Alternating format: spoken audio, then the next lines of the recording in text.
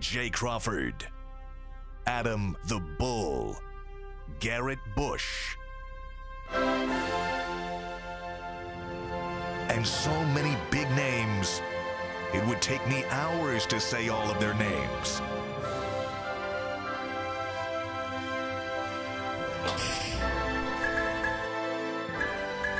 The ultimate Cleveland sports show. Booyah! Hey, here we are. It's a Friday. It's opening day. The Guardians are home to start the home portion of their season, guys. How you doing? Everybody I'm good. Good day. Good day in Cleveland. I'll tell you, yesterday was our second Little League practice, and it was the first practice where I was hitting to the kids, like I was hitting ground balls, and I was throwing batting practice. I must have thrown 150 pitches maybe, and I got home last night, everything hurt. Everything. You throw 150 pitches, you need a pitch machine. Oh my God. I tell you. Hey, I don't care if you listen. We ain't doing that. Good old hitting to the guy. We ain't doing that. Yeah, we're gonna have to shake it up. I don't know what we're gonna do, but my arm. What's funny is my left shoulder, which I throw with, doesn't hurt, but my right arm hurts. My hips. I'm a mess. But we had a fun time anyway. All right, lots to get to on today's show. We'll get to opening day memories. We'll have Jay from the stadium. As the Guardians will play it in just over 5 hours.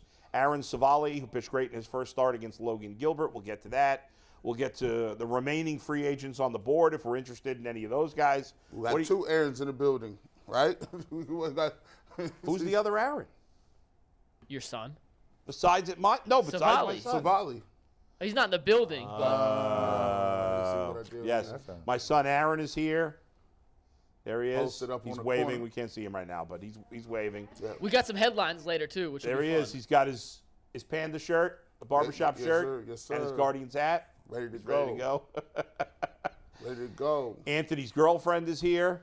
Can we put a camera on her too, or no? She does not want to be on camera. So. Free. She doesn't want I to be didn't on know we camera? had choices in that. She signed a waiver that said she was available to do everything Anthony said today. Yeah, that's right. But anyway, Well, so there's okay. a lot of Okay, things Anthony going on.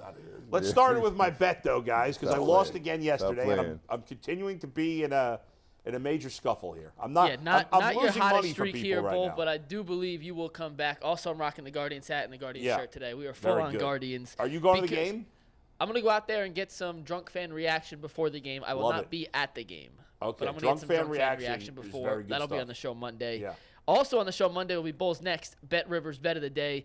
Because, hey, Ohio, Bet Rivers Online Sportsbook is the place to be for every single game. Right now is the perfect time to join Bet Rivers because when you use deposit code SPORTS, you receive a second chance bet up to $500. You can get in on all the action with weekly specials on your favorite sports like basketball and hockey to help you win big. Check them out at betrivers.com or download the Bet Rivers app today for the latest lines, odds, and boosts. And today, Bull, you have two bets. Tell us about them. I do. Well, yesterday's bet was a big L, big loser. So trying to bounce back here, I got two bets. First game of the day, I believe, or one of the first games of the day, is the Cubs and the Rangers at Wrigley Field. And Marcus Stroman looked real good for the Cubs his first time out. They're a better home team. I like them at home today on the money line. And then the Rays, I'm betting against the A's quite often. The Rays are actually plus 118 on the run line. So Vegas basically thinks the Rays are going to win this game by one run. But I got the Rays winning by multiple runs today because So the do I. A's stink. And there you go. So there you go. Those are the picks for today. Hopefully we'll get back on track because I've been losing you money. Check out today's Bet Rivers podcast on Apple and Spotify, where I talk about the mess that is the Ravens, the fact that Cam Newton's not good anymore, and a unique take on the Masters. You're not going to want to miss. That's all coming up. Mikey, let's get to some Browns talk. Let's jump right in. Let's jump right in. By the way, for those who are saying, it's opening day, why are you talking about the Browns? We're talking about the Browns for a little while because we like to, sprinkle in some other things. But the final 75 minutes of the show, starting around 11:45 until the end at 1 o'clock, will be nothing but Guardians. Nothing but Guardians, the final 75 minutes of the show. But we're going to hit some other things before that, guys. And before we do, whenever we talk Browns, it's brought to us by our good friends at Lincoln Electric. Lincoln Electric now hiring for great jobs. They are leaders in the manufacturing and welding field. Check them out at Lincoln Electric. So we know that at this point, most of the guys left in free agency are for the most part, bottom of the barrel. Like guys that are past their prime. There's a couple of decent players out there. Right. But at this point, free agency is pretty much over. Yeah, he's pretty much out of here. There's very few difference makers. When you look at what's left on the free agent board, guys, and I'll start with you, G, do you see anybody else who's like the biggest game changer left? And I got two guys. I like Ashawn Robinson at defensive tackle. I like Bobby Wagner, but Tyvis said he ain't coming, so I'm going to just believe Tyvis. Didn't he sign? He signed with Seattle. Oh, well, he's out went of back here. to Seattle. He went to Seattle? Yeah. So Ashawn Robinson is a guy who was a defensive tackle. Al Woods is a dude they had in here. He went to go visit some other teams. They didn't sign him and didn't get a chance to get him to get on paperwork. But I doesn't necessarily mean, just for an example, I know, I can't even think of his name now, but the Bengals had somebody in for a visit like a week and a half ago. Right. Who was another like defensive lineman, bottom of the roster guy, and they just signed him yesterday after you'd visit, and you thought, well, I guess he's not signed. Anthony Walker. At this point, things like that kind of happen sometimes. Yeah, Anthony Walker did that. He went to the Commanders, came back. Right. But I like Ashawn Robinson. I like him. Those are the two guys on the board because right now I'm just looking to still add some veteran pieces for defensive tackle. But other than that, I don't see anybody really that I'm jumping up and down about if they have an opportunity that I think could really help the Browns. There's some big names on offense that were once really good players. Now I'm not sure, Brad, but you've got Kareem Hunt still out there. Mm-hmm. You've got Ezekiel Elliott still out there. You've got Odell Beckham still out there. Mm-hmm. Julio Jones is a big name. I don't know if he's got anything left in the tank. Oh, I'm sorry. I would listen. I still would look at Beckham. I still take a look at that. I'm gonna raise mine to 2. Bray, you want to bring Beckham into the mix too? Yeah, well, let me go back to the premise in the beginning. Yeah. Right. At this stage, I don't consider people bottom of the barrel. Right. I consider them now people that have specific talents. So your team has to have a specific need for a talent. Right. I still think in certain situations, Ezekiel Elliott can bring you something to the table in certain situations if your team is constructed in the right way. Okay. Kareem Hunt, I don't ever think we used him to his fullest capability, so you can't sit up here and tell me that he's worn out, right? But in the right situation, people like that could help somebody. Now, going to the Browns, I still think we're wide out down, right? I'd love to add Odell Beckham, right? Because I don't think Julio Jones has anything left in the tank. No, I don't think there's much left in the tank there, right? Odell Beckham, we have to see, right? Maybe. But I'm not seeing it at $15 million, right? No. No. Nobody's paying him $15 million. I said, you got to come way down, bro. He about $4 million, maybe. Yeah. He's the last one up, bro. You want to make good here. That's what it is, right? Like, this it. Because if you don't make good, you out. That's where you are, bro. Now, maybe if he plays for $4 million, balls out, maybe he would get $15 million for a short-term deal next year. The pro player is the last person to know. Yeah. This it, dude. If Odell gets hurt again, he's happens done. to everyone. Yeah. This is your moment, right? So you have to say, I'm probably going to take less to prove it again. Yeah. Now, I would just say the other thing. I think that I don't think the situation, I don't like the backs behind Chubb. I don't. Yeah. Right? You know high on Jerome Ford? Decent. Okay. Right? Yeah. I'm not turning over the cake to him. So Chubb go down, I'm left with Jerome Ford? I don't think so. But I'm ready to see what some of these young guys have. I'm not saying Jerome Ford is not a good back. Yeah. I'm just saying I'm not comfortable turning the thing over. The Browns are in a situation, I said it yesterday. Yeah. The window of opportunity is doing this, Bull. It's shrinking. It is. Right? So I can't bet on a long-term play here. Yeah. Right? I'm here. Yeah. Right? I'm here. And that's what when you get to Cam Newton, I want to jump back in on that. Jerome Ford, and we can get to Mike's game in a second. The first thing I thought of, does anybody here watch Snowfall besides me? I've been seeing so many clips. You've never seen Snowfall? No. I've been watching the clips, and I'm gonna watch the whole series because it looked crazy. It's about to end. There's only a few episodes left, but you should go back from the beginning because the last 2 seasons have been okay, but the first 4 seasons were awesome. But there's a character named Jerome, and he just put out a video, like a personal video that I saw yesterday. He's this big, huge dude. You've probably seen him in the preview. Yeah, is that his uncle? His uncle, right. Okay. Guy's huge. Gotcha. I don't know where that actor came from. I've never seen him in anything before. But he's good. But his name is Jerome, and it just made me think of that. Anyway, Mikey, you got a game for us. Speaking of free agency, we've hit on a couple guys briefly, but you've got a new game to play on the show, right? Yeah, it's not necessarily a new game. I was just thinking of different ways Well, to it's a new title or announce this. something. Yeah, it's new to us. We're going to Yeah. call it essentially Smash or Pass on free agencies, where All right. if you like a guy or a girl or whatever Yeah. you want, if you like a free agent for the Browns, assuming it's the right price. This is not. Okay. Are there any at women 15 that we're putting million. on this list? What'd you say? You said it, or a girl. Like, are there some women we have on this list? You know, Smash or Pass is a game that you can play in any situation. Oh, I see. However It's like- you want. You know. I'm going to have to question your terminology here. So, Well, listen, so I asked you on guys. Hold on. I'm going to peel back the curtain. No, peel back the curtain. Yeah, that's what we talk about. Hold Smash. on, Watch hold on. yourself, Wait, baby. no, Right no, buttons. no. Before y'all get on me, I asked in the group chat yesterday, in the rundown chat, send me 4 of the 16 players I listed so we could specifically design this. Only Bull sent it back. So on YouTube, I would have had a different name for it, but y'all didn't answer my text You have last to night. know what terminology don't depend on us. You have to stay out of the suburbs here. You start saying smash or pass, you saying something different here.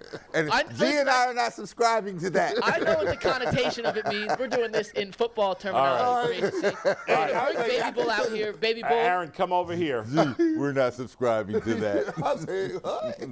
But real quick, before we start this, Cam Newton's not on this list. Okay. We talked about Cam Newton yesterday with G and Brad. Okay. Bull, just real quick, your thoughts on potentially bringing Cam Newton to Cleveland. He's not on this list. I don't really have any interest in bringing in Cam Newton. Cam Newton, listen.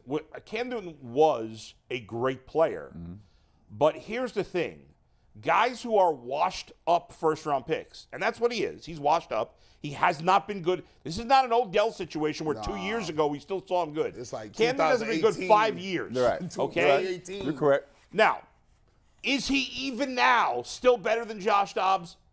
Maybe. However, Josh Dobbs knows his job. I said that yesterday. Jacoby Brissett knows his job. These guys who are backups, Colt McCoy, Teddy Bridgewater, they know their role on these teams. Cam Newton still wants to start. In his heart, in his heart to heart. And I get it. He was a superstar. He was an MVP. Can't let it He go. was a great player. Can't let it Those go. guys have a hard time adjusting to a backup role, and I don't think it's a fit. Bull, and I said this yesterday. I said if you looked at his list, Yeah. he was following all high volume usage people that probably have a chance of going down. Right. That's and right. And the other thing is, if I'm in a reclamation project with Deshaun Watson, right? Yeah. Trying to build his confidence back, get him back to where he was. Right. I don't need him looking over his No, shoulder. no, I don't want that. Because if it start going south for him here, what do you think the people will start screaming for? That's the right. backup. And you don't think Cam and listen, I'm not saying I don't know that Cam Newton is a teammate. We've never really seen him in a backup situation, so I don't know that he would do this. But this could be anybody that was a good quarterback and is now a backup. Maybe every bad pass Deshaun Watson throws, he's like, man, I could have made that play. Right. Hey, man. We don't need that. The shadow of that big hat Yeah. is real big. That shadow of that big hat is always behind you. With You're the like, sound- not dang. interested. The sombrero with the Now, cut. The bird nest. You Cut tell out with me, the dreads. you tell me you want to get better than what you got. I'm fine with that. You want to go sign Teddy Bridgewater to be a backup? I'm all in.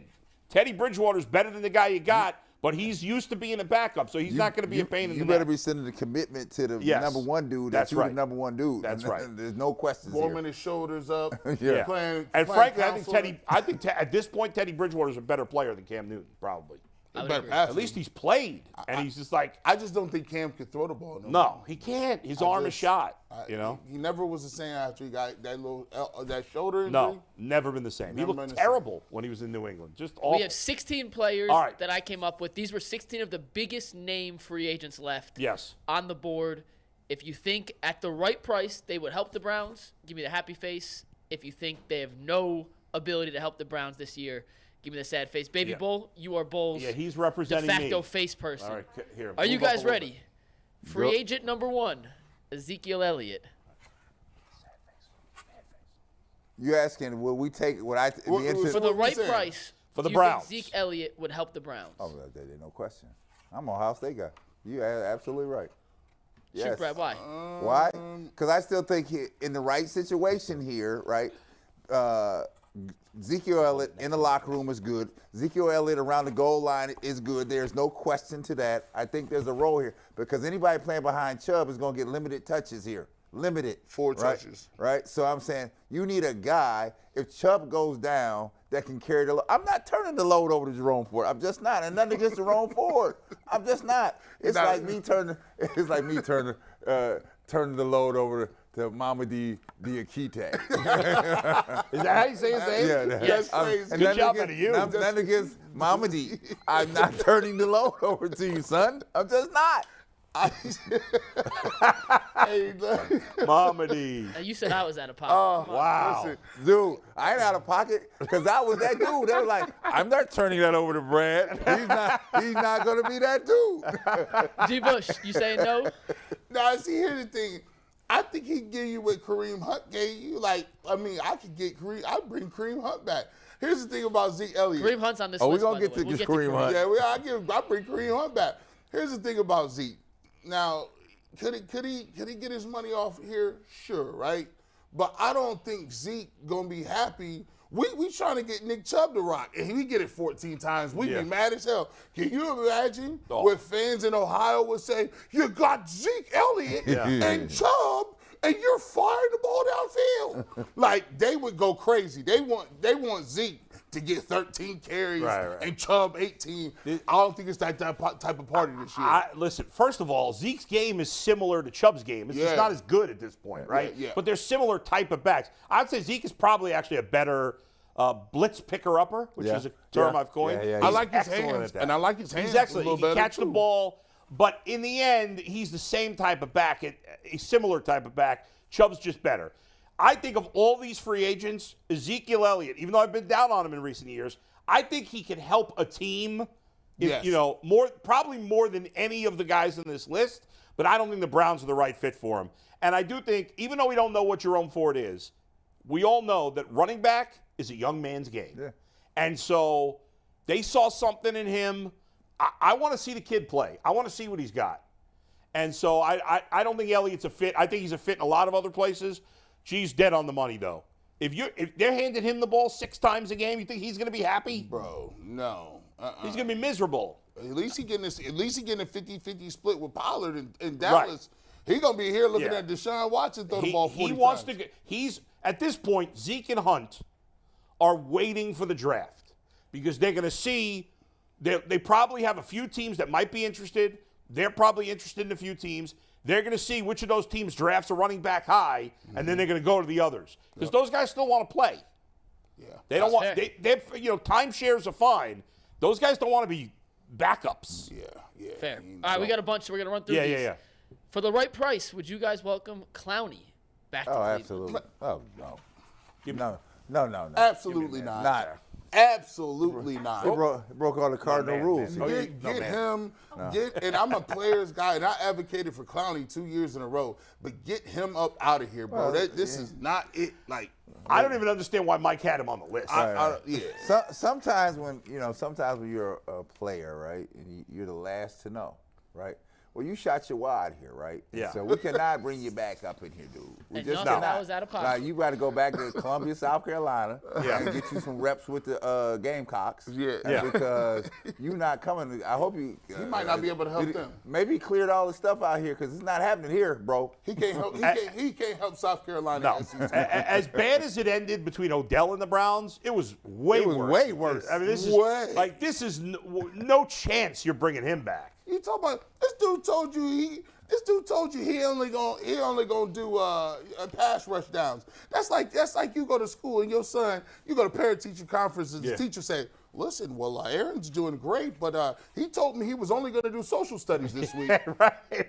He's not doing math. He said no math, no spelling. He would like that, Aaron, right? You'd like to skip. Love that. Yeah.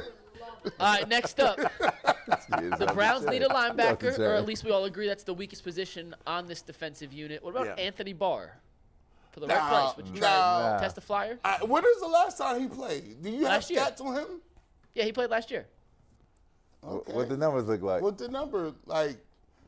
See, this is one of them names. I don't want to fall into the trope of I just see names. I say Anthony Barr. Right. Anthony Barr, he's fast. Anthony Barr's not good anymore. And he was he was only good for like 2 years. 1 sack and 2 forced fumbles last year. Yeah, I don't think he had a very good grade PFF-wise last year. I mean, I think he's we already have a bunch of bad linebackers. At least they're young. I don't need an old bad linebacker at this point. He's what we call an Under Armour model. They look all good in them spandex and all the tights and leggings, and then they fool you. They get out there, they're just actors. These dudes don't be tackling nobody. No Anthony Barrs. And last up on the first page, an Ohio State guy, Brad. Brought Eli Apple for some secondary depth.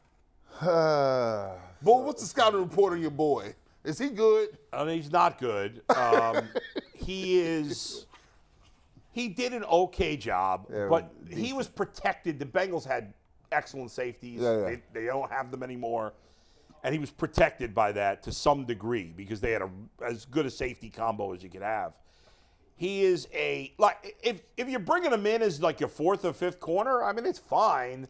But I don't think the Browns got good depth at corner. I mean, even their fourth corner is, what's his name? They got A.J. Green still. Yeah. Like, they got good depth there. I don't think Eli Apple's any better than the guys you already have.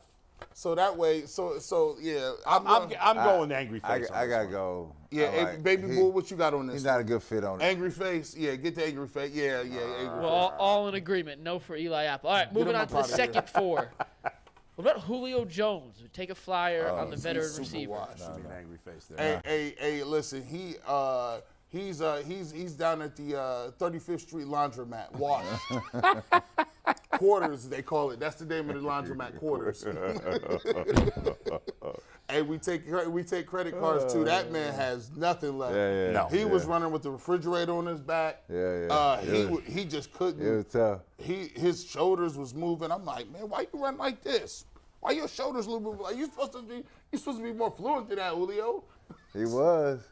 What's amazing is, and this just happens in football, guys, and it often happens, as it did with Julio, age 31. Off the cliff. He was like 1,400 yards, 1,400 yards, 1,800 yards, 1,500 yards, 14, 16, 14.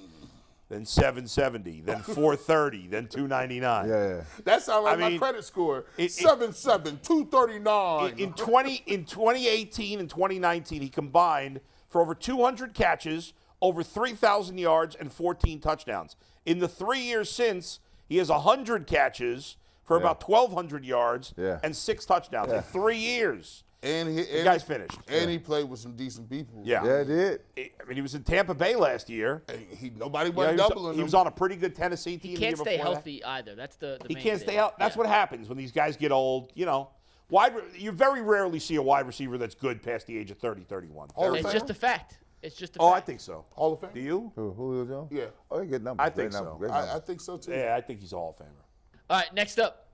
A guy who's also often injured, but when he is on the field has been pretty good. We talked about him in the past, Taylor Lewan. We can take a risk for the right price. I thought he was done. I thought he was out of here. Hey, listen, no, I'm gonna put I cannot. Taylor Lewan. I cannot. All he is the second version of Conklin. Right. Like, we already got him in Jack Conklin. Why would we need Taylor Lewan to just come in here just? And I didn't really like the signing of Conklin. They gave him a boatload of money.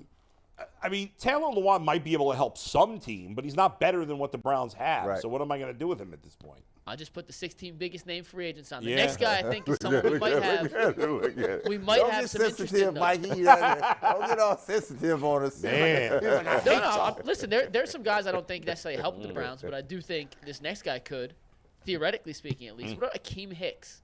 All right, now you finally get to one. He ain't bad. He ain't bad. He ain't bad. I could bad. see defensive lineman. What I could do with you, I could plug you in for a couple plays, spell somebody. You know what I'm saying? Take up a gap or two. You might make an extra play. But for the most part, we just asking you to be large and in charge. That's it. Yeah.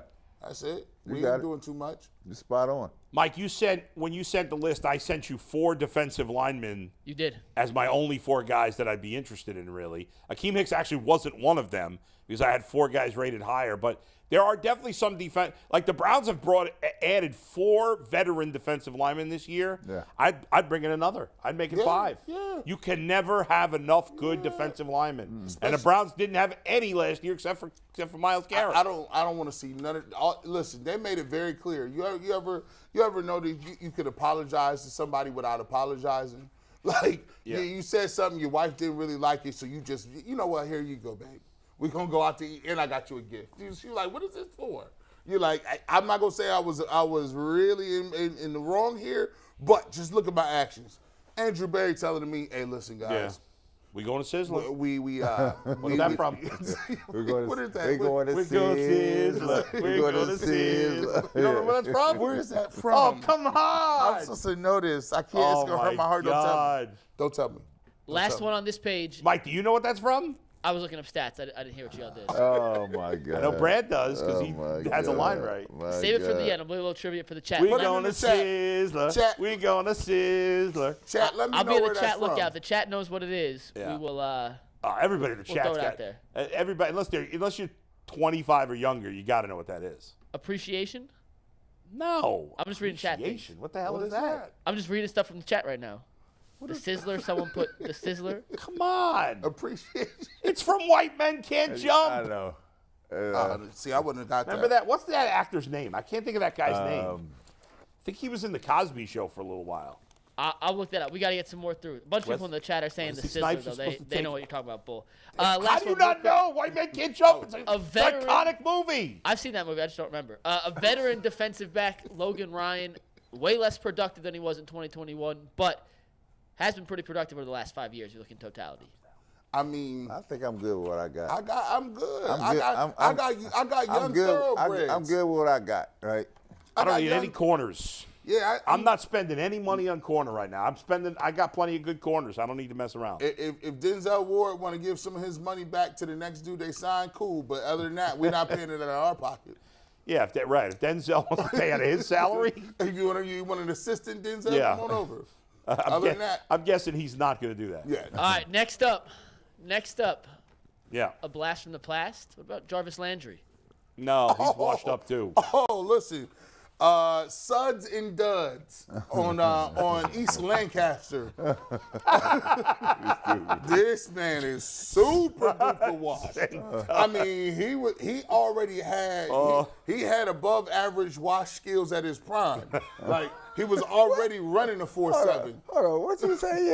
He had above average wash skills at his prime. Weren't you and Jay trying to talk me into him being a Hall of Famer? Well, listen. No, I watched last year. He had nothing left. He gone. He had nothing, and he knew it. Like he was running away from like interviews because he felt it was coming. He was like, I don't even want to talk to nobody. I just want to ride out. And he used to be missed to talk to the media. Yeah, he said, I'm a ride. No color in his hair, none of that. He said, I'm. All right, next up, Justin Houston, who was very, very productive in Baltimore last year. Justin.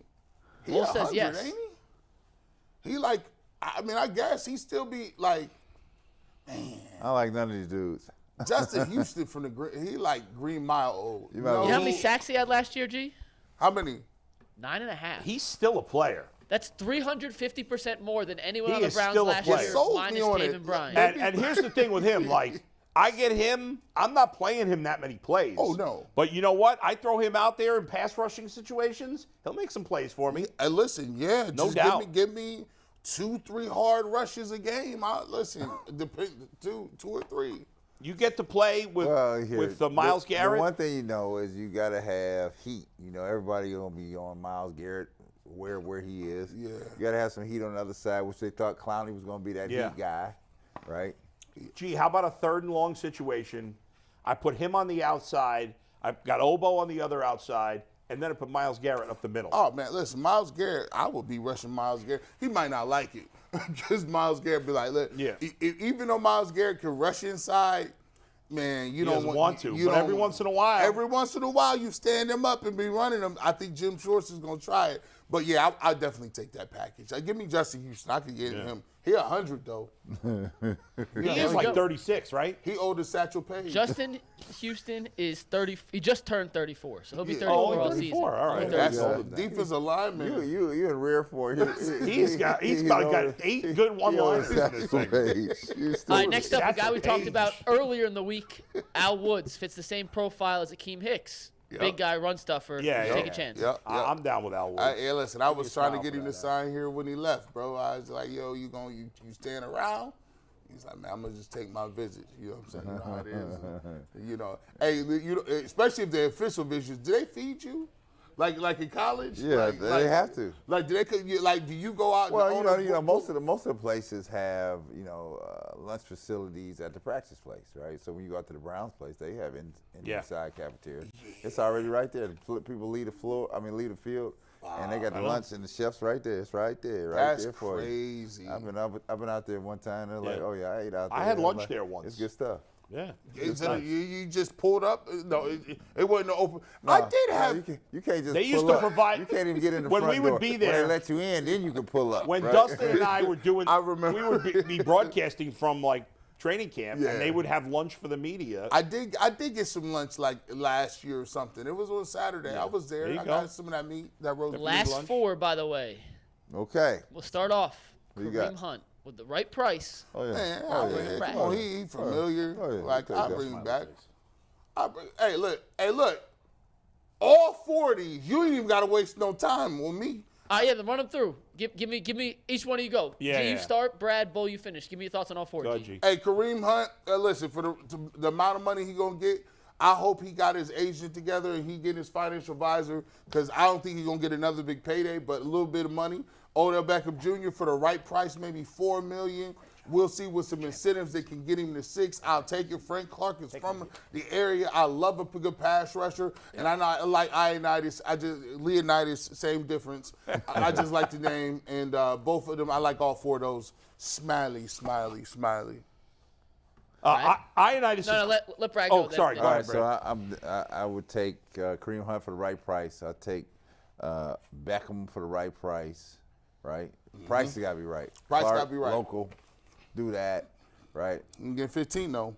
And then I'm probably on the 4. I'd probably stay with those 3, right? Because the rest of the signings I'm good with, right? Yeah. Because at some point you just become a glutton here for you got enough pieces. Stop now, piling. right? Mike, I'm good with both of the defensive linemen. Frank Clark was still good last year. Ionitis, I think, was a Pro Bowler only 2-3 years ago. 3 years ago, Pro Bowl. I mean, those guys can still play. I've been against the signing of Odell. I'm torn on Odell because I don't think he's out of gas, but I do think he's low on gas.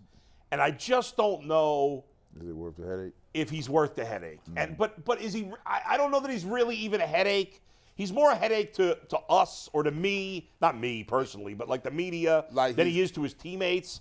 But he does kind of do his own thing a little too much on the field, and I just don't think it works with this team. And to sum it up, I'm gonna give it to you in summary form. It's like I was reading an article about LeBron James' son, Bronny James, and his recruitment process for the coaches.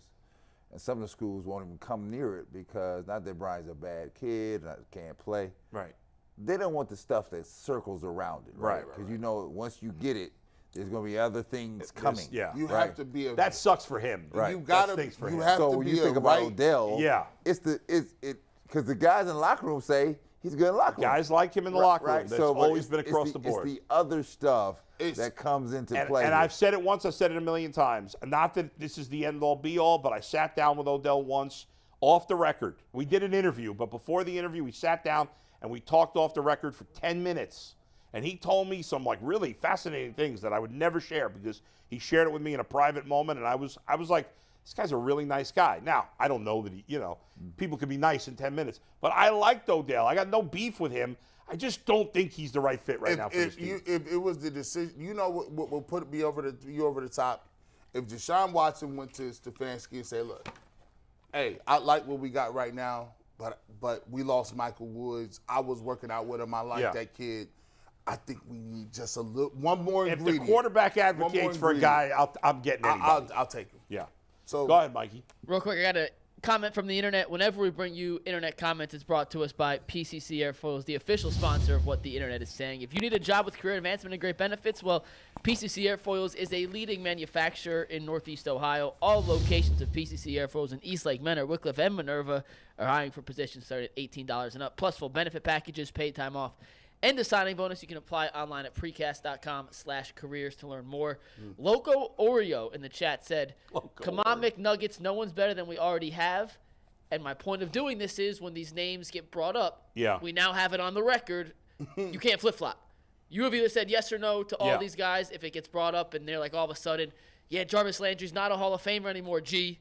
We got it on the record. Hey, man, I will. But here's the thing. If they did go get Zeke Elliott, I would talk myself into liking him. Don't get it twisted. It's like saying, hey, do you want a candy bar today? Not really, but here's one candy bar. This guy is saying they don't have – these guys are all not better than the players you have. That is what it was said, yes. Well, first of all, that's not completely true because the Browns only have, at the moment, one starting caliber defensive tackle. That's for sure. Like, there's other guys that might be, but there's only one sure thing at defensive tackle, and that's Tomlinson. Nobody else is definitely a starter. The guy whose name I keep forgetting from – Loco Oreo. No. The guy from the Niners who they signed. Mo Hurst. Hurst. Like, I like Hurst, but he hasn't played in 2 years. So I don't know that he can stay healthy. Yeah, I think he can be a starter, but I'm not sure. But so those defensive line – and by the way, there's a thing, you might not have heard of this, called a backup. You need some depth on your roster. That's been a problem for the Browns over the years. So if nothing else, the Browns need some more depth on the defensive line. They could always use one more receiver. They need people to practice. They have nothing proven at running back. I mean, I want to see the young guys, but Brad is right. They got nothing proven at running back outside of Nick Chubb. So I don't think they're going to go the veteran route at running back. Right. But if they wanted to, I mean, I get it. They can make a case for it. Yeah, right? sure. You can make a case for it. Yeah, I mean, to say you don't want to sign any cornerbacks, okay, they have good depth there. But And the thing that we're missing is they got multiple. They don't have high picks, but they got multiple picks. And these guys that they're going to bring in are younger and cheaper. That's true. So it is Yeah. never the stars. The stars here are the icing on the cake. Yeah. It is the other people, the depth that builds a quality team. that's 100% right. That's That's where the Browns are short compared to the better teams. Right. They're comparable in stars. The Browns have enough stars. They don't have as many second and third tier guys as the better teams. That's where you got to close the gap. All right, let's talk about Lamar Jackson for 10 Yeah. minutes before we pivot to the Guardians and the home opener. Yeah. This happened. We're going to play the quote. I'm going to set it up. We'll play it. We'll react. This happened on Wednesday. Okay. The Ravens held a NFL draft press conference with John Harbaugh, Eric DeCosta, the GM, and they told reporters stick to draft questions. Well, Ridiculous. a beat reporter, and I'm not sure his name, but kudos to him for asking a question about Lamar Jackson. Well, you can see in the clip. Steve, you can take it. Anthony, play it. With respect to this being about the draft and everything, just with the Lamar stuff that's going on. Hey guys, Are you all looking at quarterbacks Alex, differently? if you can, this is about the draft. Move off the Ask- Lamar Jackson question. It's just, we're not going to answer more questions for that. Okay? About the draft. Are you looking at quarterbacks differently because of the situations going on? Yeah, I don't think we really are. I mean, we. With respect Essentially, to he was kicked out for asking Is a that a question. different guy asking the with second the Lamar question? stuff It that's was going the on. Steve Hey guys, Are you all looking at quarterbacks Alex, if you can. Andy got killed. Sound on type. There we go. The Ravens reporter tried asking a question about Lamar. The PR person, which is why it's quiet, is off camera, off mic, says, "Hey, no question about Lamar." He tried asking again. They kicked him out the press conference. All right, that's ridiculous. Hey, I mean, first of all, these, as far as I can tell, the coach, the GM, they don't talk in the offseason unless there's a big free agent signing. Ravens haven't had any big free agent signings. They haven't done anything in free agency. So as far as I know, Harbaugh and DeCosta, is that their GM now, DeCosta? I don't think those guys have spoken to the media since the season ended. Why would I care about your draft? All I care about is Lamar Jackson. And to say you can't ask questions about that is absurd.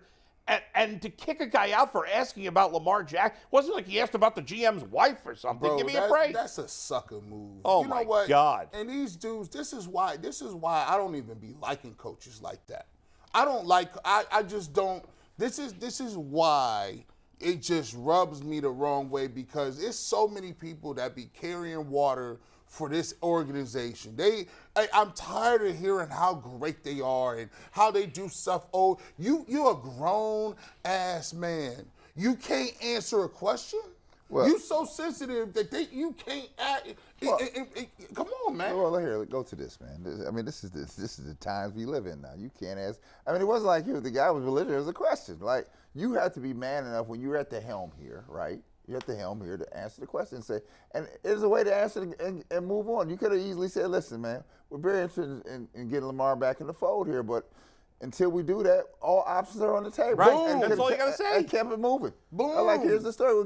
All options are on the table. Yeah. That's a message to everybody. I said, you don't have to ask me 100 times. This is the deal. We like him, but the terms are this, right? Here, the Ravens, and it's not just the Ravens, right? Because the Ravens are just a sample of what it is in professional sports here. You have people so sensitive to the media and the questions, because there's 1,000 people out here trying to get you a got you question. Yeah, There right. ain't no got you question.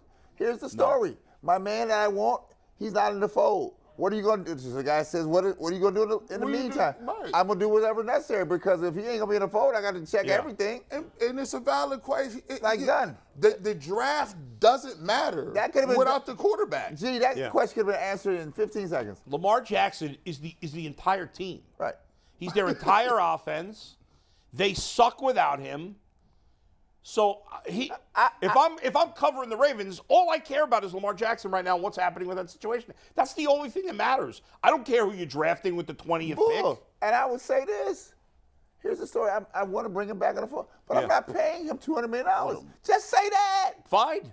Yeah, be honest. I'm not paying him $200 million. It's just not happening. Yeah. Right? And you don't even have to, that'd be great if he said that. I mean, you don't even have to go that far. No, you would. No. Yeah. Here, because I'm not telling you anything I haven't told Lamar. I'm not doing that. Yeah. I said I can't do that. It's a crazy situation, and the Ravens are a mess. But I want you back, though, but I can't do that. Right? G is right. And this is why, in my private discussion with Lamar, this is why I can't do it. Right. Yeah. I mean, at the end of the day, he has to respect you for at least telling me what the deal is. Being honest about it. You might not be happy about it, but this is where I am. G is right. The Ravens and Steelers get a pass for everything they do. Everything. Now, they've earned it by being well-run organizations for a long time. But neither one at the moment is as well-run as it has been in the past. Both of them are on the decline in terms of how they're run. And they get no criticism. Every time the Lamar Jackson thing comes up, people get up in arms about the Browns signing Watson. They say, why isn't this other team signing? Blame the Ravens. They've had 2 years to figure this out here. They haven't been able to figure it out. It's a tough situation. I get it, because Lamar's high is really high. He's injury prone, so you're worried about it. It's tough to find a middle ground there. And because he doesn't have an agent, it makes it harder. I get it. But in the end, you can't keep blaming everybody else and pretending like you've done nothing wrong. See, this is you know why you're looking crazy? Because you Harbaugh, I remember. See, I'm petty enough to I saved this article. Oh, you petty like that? I'm petty like this. I saved it in my notes. I said, that's what you're in your notes now. They're in my notes now. Okay. I'm taking notes now. I say, Harbaugh praises Ravens' zero tolerance policy, right? We talked. Now, this is zero tolerance in concerns of what they was talking about with Deshaun Watson. Right. Harbaugh chose not to unleash publicly over the Washington decision, instead pointing to his own franchise for its zero tolerance policy. I respect what owner Steve Bisciotti and former team president Dick Cass has created here almost 10 years ago, Harbaugh said. Basically, we're a kind of zero tolerance. You have to know the truth. You have to try to understand the circumstances.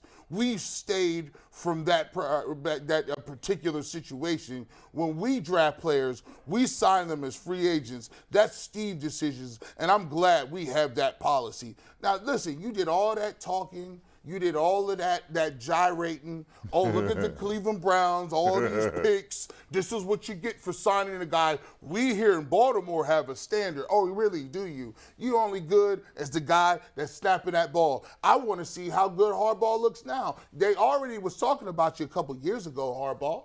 You sitting up, you see his face when they asked that question? He looked horrified.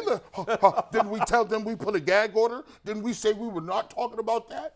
Get up out of here. Now y'all got to figure out old Cleveland Browns, how it is to be the new Cleveland Browns. Because guess what? You're going to have to find a quarterback. And it's harder than it looks. And you ain't got the Wizard of Oz, who you stole from us, to go out here and make the moves for you. Now, let's see what you're going to do.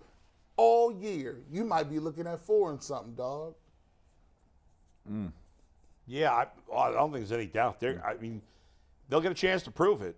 But I can't imagine they're winning many games without Lamar Jackson. Well, I would say, and you made a good point. The inability of Lamar Jackson's secure deal has been aided and abetted by his inability to have proper representation. Right, And I'm not saying his mother's not proper representation, but I'm saying here's the game. This is an old school game. This is an old school league. They're gonna do the same thing all the time, right? When you get outside of pocket, it just does not occur.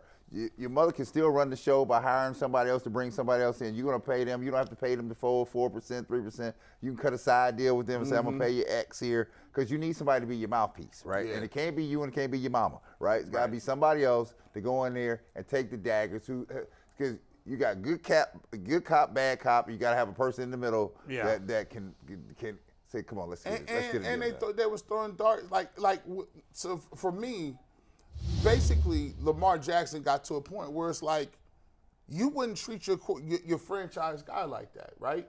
He's almost thinking like this. He's almost thinking like, hold on. Now, Deshaun Watson was accused of all this stuff here.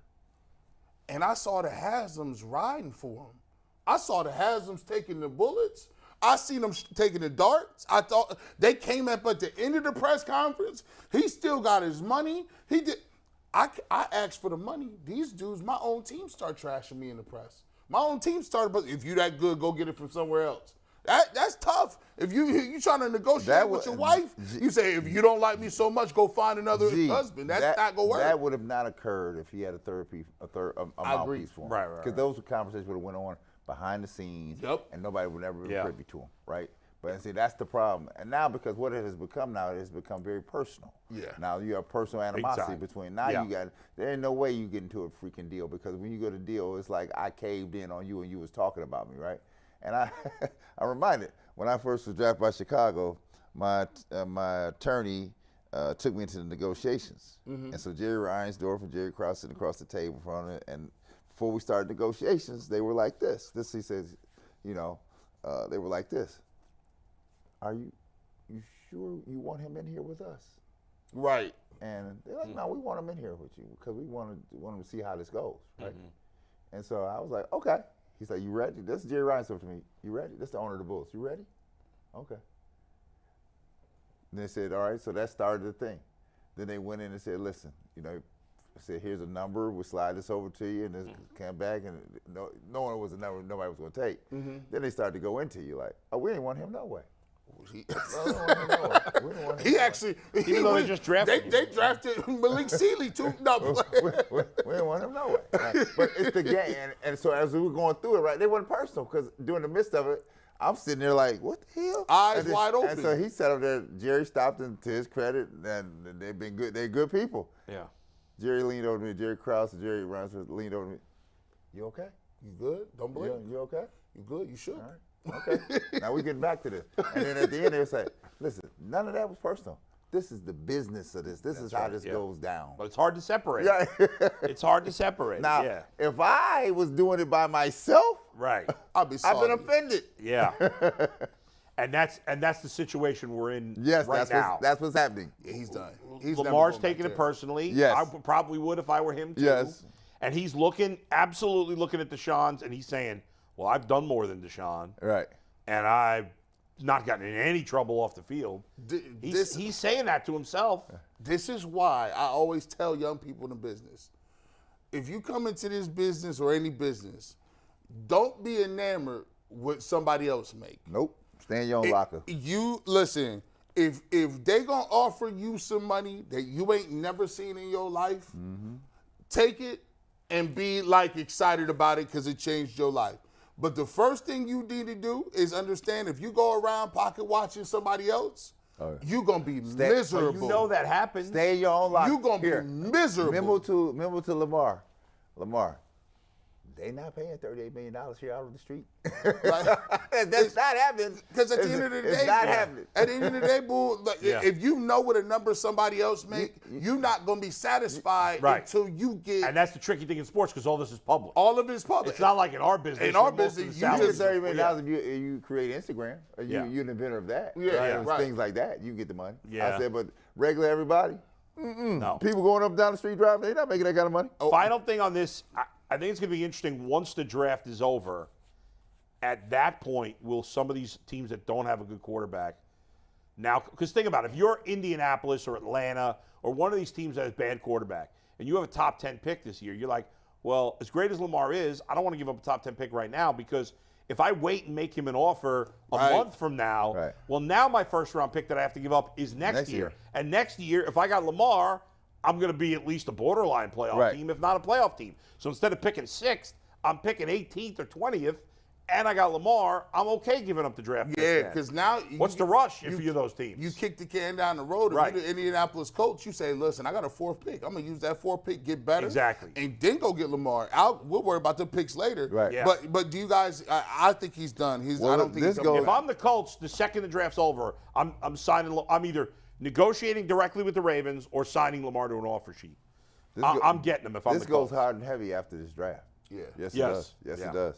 All right, let's leave it there, guys. It is opening day, the home opener for the Guardians. 4:10 first pitch, 3 hours, 20 minutes away, and we're going to be talking about it the rest of the show. We'll talk to Jay live from Progressive Field at noon, and then Justin Lada, who does the Locked On Guardians podcast, will join us 12:30, right? 12:30, 12:35-ish. 12:30.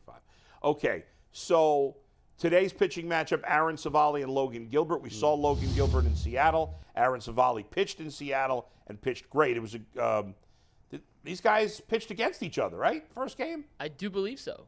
Or not this first game. The first game was Bieber against Castillo, and then I believe it was game 3, I believe. What's that? Because Gaddis pitched game 2. That's right. Savali pitched game 3, Quantrill game 4. Right, but I think Gilbert pitched game 2 for the Mariners. He did. I don't think they didn't match up head-to-head. They didn't match up. Right. But both pitched great their first time out in Seattle. I was thinking about this before because coming into the season, I said I had no faith in Savali and I had no faith in Plesac.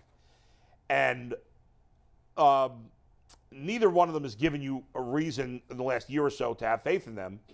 Now, Savali 2 years ago, Plesac 3 years ago had a good year. Now, Savali was great his first start. Plesac was awful. I never make judgments based on one start. But for you guys, how long, with a guy like Aaron Savali, who's, got average stuff, how long does he have to pitch well till you have faith in him? Man, the whole half of the season. Half of the season? Because, like you said, so if you got electric, people say stuff all the time. So if you can throw a fastball by somebody and they know it's coming, that's how I know you got something. Right. Or if they know the pitcher's coming, or you got a crazy slider, or you got a crazy curveball that's breaking crazy. If you got those pitches, I can say, okay, well, even not on your best day, you still can get people out, right? Sure. You still can you can still do what you need to do. But if you got medium stuff, you throwing in the low 90s, you're breaking pitches and you can't locate them for strikes, then you can really get in trouble because now guys you can actually go up there and be fooled and then hit a home run on you. Right. So for me, I look at it half the season, and I'm looking at it from the perspective of you got Savali, you got Plesac. I don't trust Karinchak. There's 3 right there. And what's the common denominator? They don't have electric stuff. They got to hit spots. They got to hit corners. Karinchak does. But it's not consistent. It's not consistent, and his command is an issue. Yes. So my thing is, I'm looking for, at least for, I need another arm, at least at the All-Star break, or I need to get me one of these young dudes to bring up. Because if he's not going to bring it, I need to bring one of these young dudes up quickly. Yeah. Brad? Well, I say this, and you ask me how long it's going to take me to trust him. Well, everybody has an opportunity here. We're coming off a great last year finish. We had you had ample time in the offseason to prepare yourself, right? You say you that guy, right? You want to be that guy. You want to be one of the top tier guys. Well, I'm gonna give you the stick here. Now you got to deliver here. At some point, you have to put the meat on the bone. Everything can't be about potential. You can't be a sporadic guy. Can't be a Dow Jones dude that goes up and down. You don't know what you're gonna get. You want to be the guy. Now we're gonna find out what Savali has, and you want to be the guy. We're gonna give you ample opportunity. Yeah. But if it looks like I get to a point halfway through the season, I don't even know if I go that way to All-Star break. I'll be like, look, let me tell you something. Either you are or you're not, right? And this is where we're at. The other thing I say this, Bull, the Guardians have been great in developing talent, young talent, right? Especially pitching. Right. But again, we're in windows of opportunity, right? I cannot wait forever to bring somebody along here. That's right. Sometimes you have to dig in, and they have to check their own pocketbook. Sometimes, am I close? Am I close? Because we were close last year, right? You didn't have the stuff to deal with, still with judging them, right? So, at some point here, you're gonna show me who you are. I guess the two guys. How long is it gonna be before you think either Gavin Williams or Bobby is? It depends how well they pitch this year. Bobby's in AAA. Right. So if he gets off to a good start, I mean, the Orioles just called up this kid Grayson Rodriguez. Right? He pitched well his first major league start. He's the best pitching prospect in baseball, or one of the top 2 or 3. And he didn't have a good spring training, so they decided to start him in the minors. Well, he pitched okay in his first start in the minors, and one of their starting pitchers got hurt. They brought him up, and sink or swim, let's go. I think Bybee, now the Guardians have been cautious with bringing up pitchers too early, but I think Bybee by May could be up here if he's pitching well. I think they want to get, doesn't have a lot of high-level minor league experience. I think they want to give him a few starts, but you're not going to wait forever. Now, so far, the starting pitching overall has been good, right? Right. Bieber's been great in his 2 starts. Savali was great in his first start. Hunter Gaddis, who was bad in his first start, he did a good job. I thought the other day. He pitched well. Plesac got rocked. Plesac and Quantrill did not pitch well. And you know, you give Quantrill a little bit for the doubt because he was good last year. So you're not going to write him off after 1 start.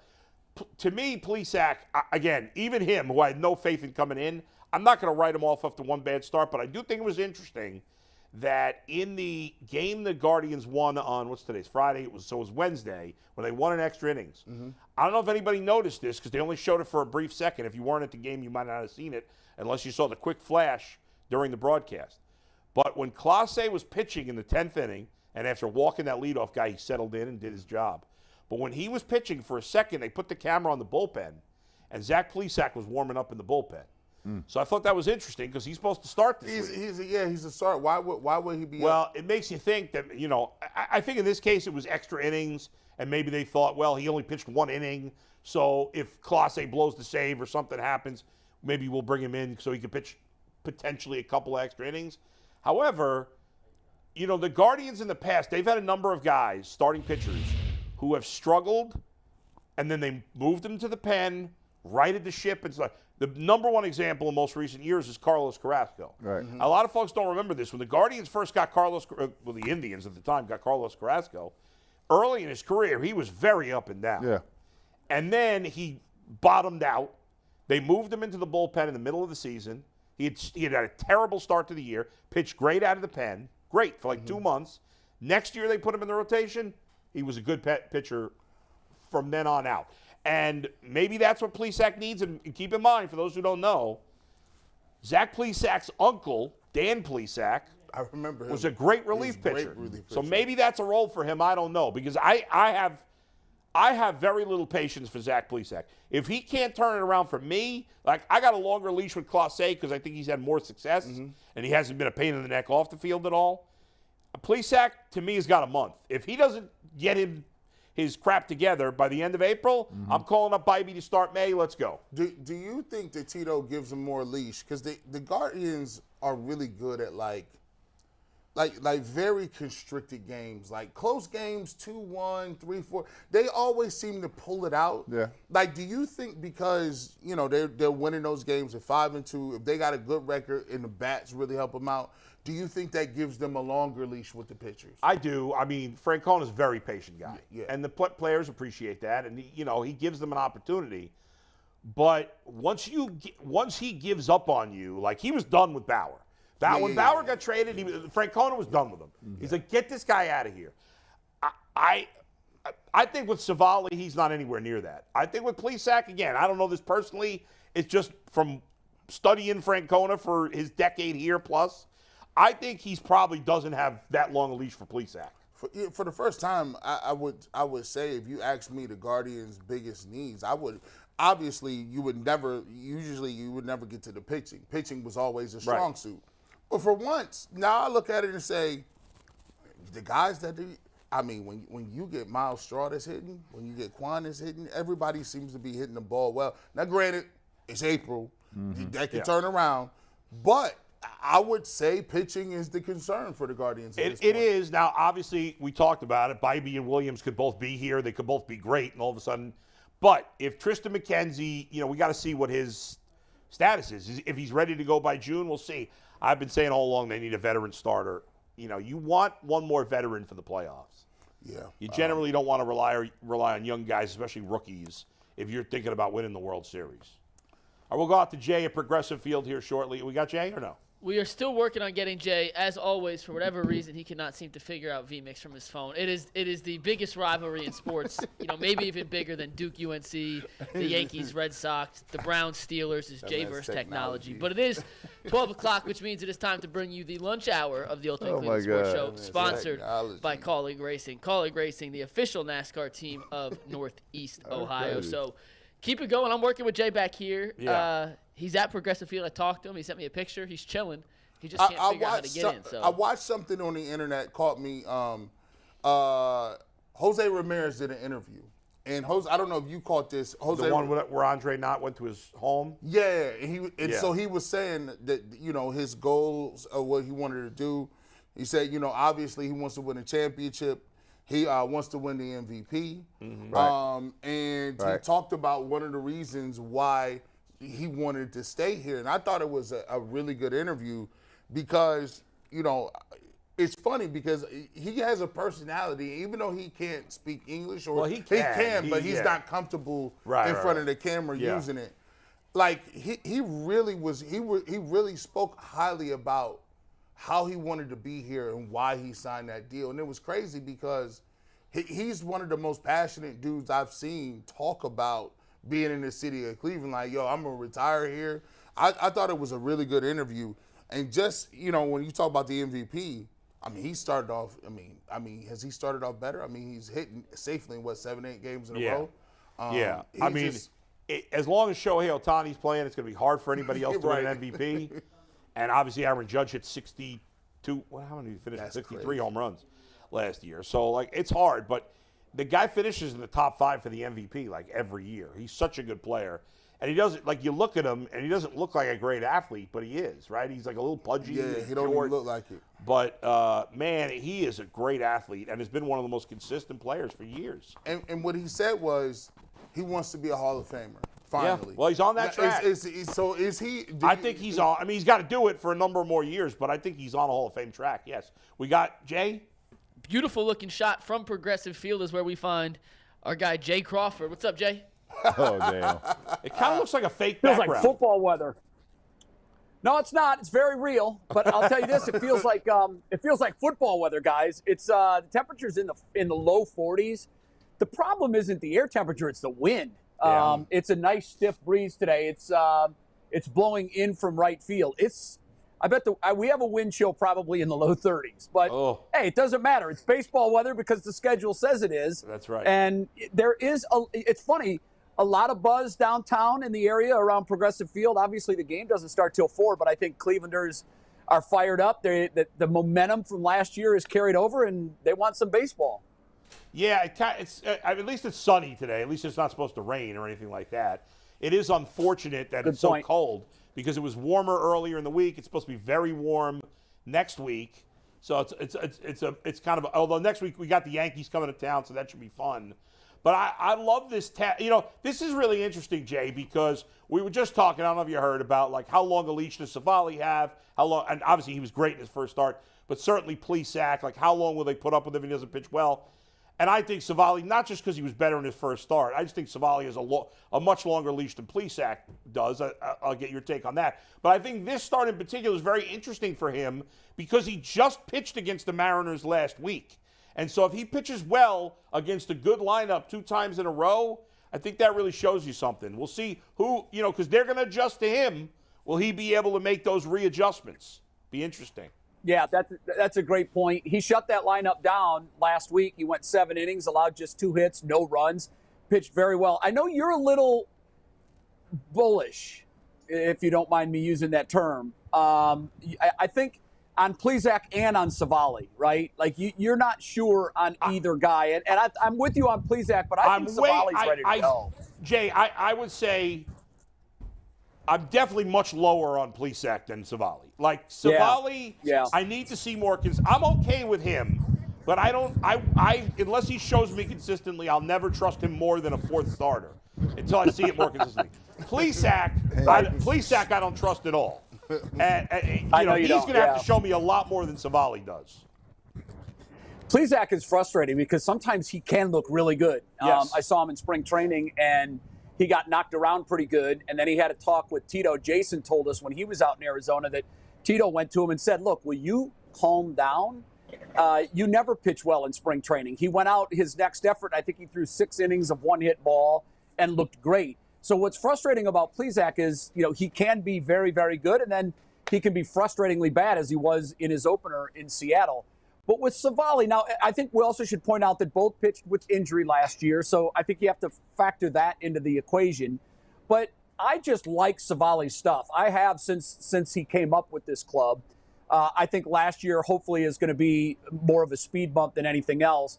If he can pitch like he did in his opening start, it wasn't just I thought he had command of everything. He worked in and out. He worked all over the strike zone. He threw strikes. He was frustrating guys with his change of speeds. And if he can do that this year, I think he's a very, very, very solid number 4 starter. And let's face it, Bull, I know that we're looking at Plesac and saying we're not convinced right now and he's going to have to show us more.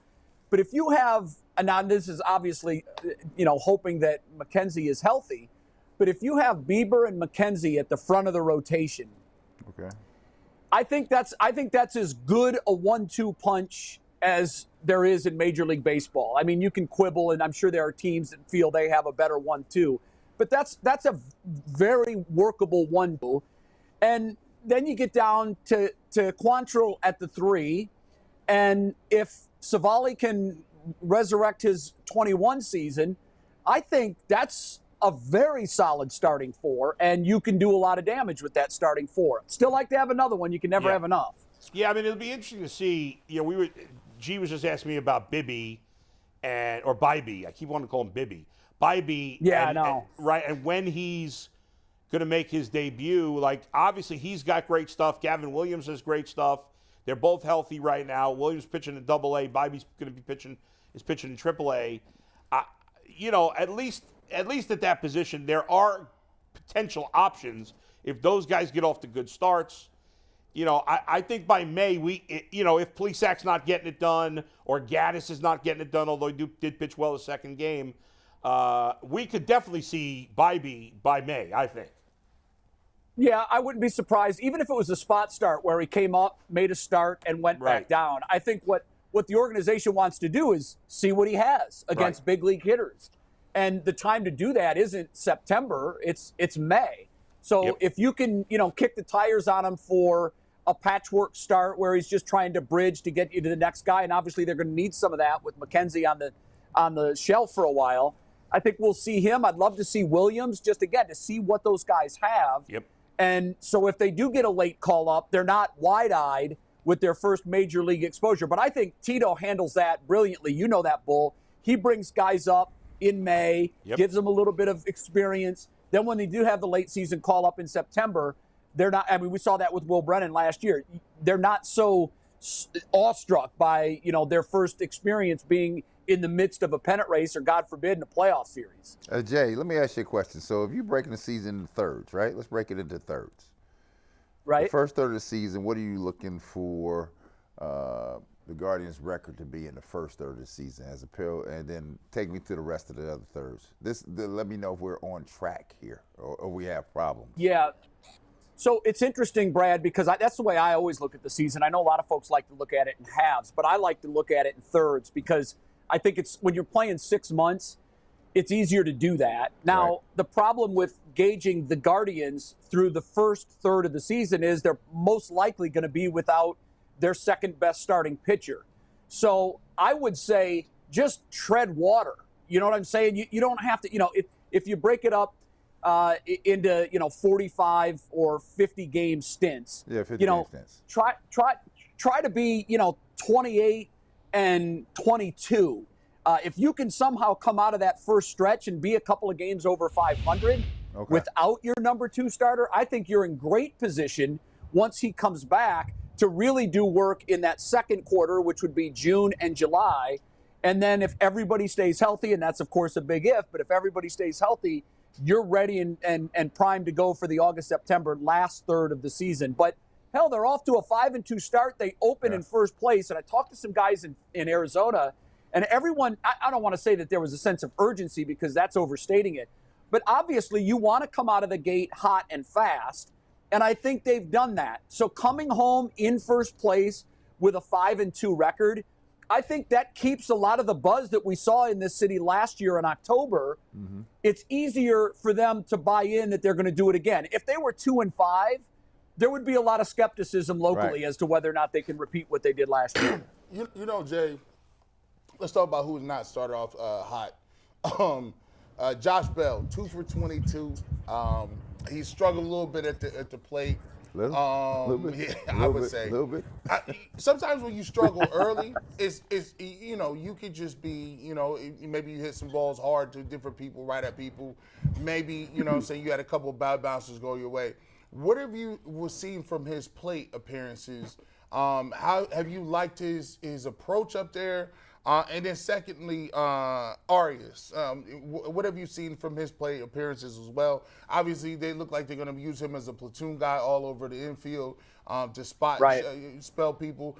Those two guys, what have you seen so far early on with those guys? Well, again, it's really early, and a week is just too small a sample size to start making any general observations. But obviously, you're concerned about Josh Bell. He's had a lot. I think he's. I don't know what his strikeout numbers are. Bull, you may know that. To me, without looking at the numbers, it seems like he's struck out a lot, and that's that's never a good sign. It's one thing if you're hitting 091 and you're hitting liners and you're hitting they're not dropping, but when you're having at bats that you're ending in strikeout more often than not, that's a little reason to be concerned. Look, he's a new guy. As much as players tell you that it's all the same, it's not. Everything's different. His clubhouse is different. His teammates are different. Obviously, he hasn't had any home games yet. But, on a scale of 1 to 10, with 10 being the building's on fire and 1 being I'm not concerned at all, I'm probably a 6, maybe a 7. I want to see him put a couple of good games together for his confidence just so we can get this thing going. I'm surprised 6, 7. I mean, it's like you said, 7 strikeouts. It's all. I mean, to me, it's a week. It's baseball. Josh Bell is a streaky type of player, as a lot of power hitters are. He could easily over the next week, he could go crazy, and all of a sudden we're laughing that we were upset at his 071 batting average. I honestly, unless it's a rookie who's just a total disaster at the plate, I don't really start looking at guys' stats until at least a month in. I just feel like, good or bad, I got to give a guy, unless it's extreme. And I know he's been extremely bad so far, but the guy's got a track record. I mean, he's been a little up and down in his career, but he's got a track record of at the very least, a solid major league player. And so I'm not worried about him at all. My concern level is very low. In fact, it's a 0. Because I just think the guy's done it. He'll be all right. I can't go there, just because by nature I tend to be. I know, G. Bush, you call yourself the Duke of Knee Jerk. When it comes to baseball, I can definitely be the Duke of Knee Jerk. Sometimes I have to remind myself there's 162. Bull's right, though. I've always thought that May 1st is the day that you can start looking and making observations, making real observations. Hell, you probably would be hard-pressed to find any All-Stars last year that didn't have a 7-game stretch where they hit 100. It just happens. Then you'd find the other, the good thing about All-Stars is they'll also have a 7-game stretch where they hit 550. And that's what has to happen. Josh Bell has to find his rhythm. He has to, and he will. He's a professional hitter. He'll figure it out. But, Bull, the only reason I can't go, I mean, you're a 0. The only reason I can't do that is because I still think that as you kind of track a player's arc through his career, he hit 37 home runs, which was his high, but and I know that there have been injuries involved too, but after his 37 home run season, his production went down. So, I have to factor that in too a little bit, and just, that's fair. There's some hope that he returns to that same guy. And in talking to him, I can tell you that he's very confident. I don't think he's concerned at all about any of this. And, who knows? We like you said, we might look back at this in June when he's hitting 294 with 11 home runs and laugh. I hope we do. Yeah. And by the way, for whatever reason, there was a thought in my head that he's always been a bad April player. And so I actually just looked it up. That may be true. I actually just looked it up. It has consistently been tied for the worst month of his career. He's always been bad. It's his second worst batting average by month. It's his worst on-base percentage by month. It's his tied for worst slugging percentage by month. Second most strikeouts per month, all in April. For whatever reason, he's a guy who takes some time. And May and June, he usually starts getting hot. Now, we don't want to wait for him, 3 more weeks for him to get hot. But I just think it's not uncommon for him to get off to a slow start. So maybe we'll see if we can feel a little better about that. Well, and you know what, Bull, to that point, and it's a good point. I'm glad you looked that up because I feel better about it now. He's from Texas. Okay. And, in his young life, when he was starting baseball season, he was probably playing early season games in 60-degree weather. Remember, in Seattle, it was very, very cold. In Oakland, it was extremely cold. Oh, that's cold. And so he's going to see the same thing here, at least for today's game. I know next week it's supposed to warm up nicely, but who knows? Maybe he's one of those guys, and there are a lot of them, Bull, as you know, that just warm up as the season gets old and as we get into summer. Some guys love to hit when it's 85 degrees. They don't want to touch a baseball bat when it's 40 degrees. Yeah, and he obviously played most of his career in Pittsburgh, where it's also, like us, cold in the beginning of the season. So that definitely makes some sense there. I think this is you made a good point about, we all know that here in Cleveland, football is king. This was a major adjustment. Even though I knew it, it was a major adjustment, as you know, for someone who lived in the New York, New Jersey area, where baseball is maybe even ahead of football. At the very least, it's tied with football for popularity. And when I was a kid, baseball was way ahead of football. Now I'd say it's probably tied. But it's equal. But here, where we have a percentage of our fan base that's diehard Guardians fans. But a lot of the fans that go to opening day in Cleveland are casual baseball fans. And they're bigger football fans. And they react to baseball games like we react to football games, which you shouldn't do, but I don't want to tell a casual fan not to get worked up about it because I want you to care about baseball. So it's hard to find that balance, right? But I do think you're right. It is important that they got off to a good start. That's great. And even though in the grand scheme of things, even if they lose today, it really means nothing or probably means nothing, unless they miss the playoffs by one game. It probably means nothing in the grand scheme of things. But to capture some of those casual fans that will be there today, it does mean a little something for the team to win. So I hope they can get it done today, because there is that element out there of they're not going to win anything because they lose. It's silly, but it happens with some of our fans. Silly, but that's what this fan base does. Yes. You know that, because we've been punished for so many years, and we've been taunted too by this franchise, by getting so close. And I agree with you 100%. I think there are 2 games that have bigger importance in the month of April than all the other ones. It's your season opener and it's your home opener. Mm-hmm. And I think because we're going to have a full house here today, okay? We know that. In all likelihood, you'll see the attendance drop off 15,000, 20,000 for game 2 tomorrow. Right. Now, I think the weather's supposed to be a little nicer tomorrow, and it is a Saturday, so hopefully we'll get a good crowd out. But the thing is, Bull, when you have a full house, it's important that they put on a good show, and that the 33,000 or 35,000 people that walk to their cars when the last out is made have a good feeling about the experience. When you come here and you spend $200 for parking, tickets, concessions, and you leave with a 9-1 loss, I don't know. For a lot of families that are scrambling to make ends meet, they're probably less likely to drop another $200 later in the season. Yeah, that's absolutely true. The Jay Freeze? Yep. We got a frozen Jay.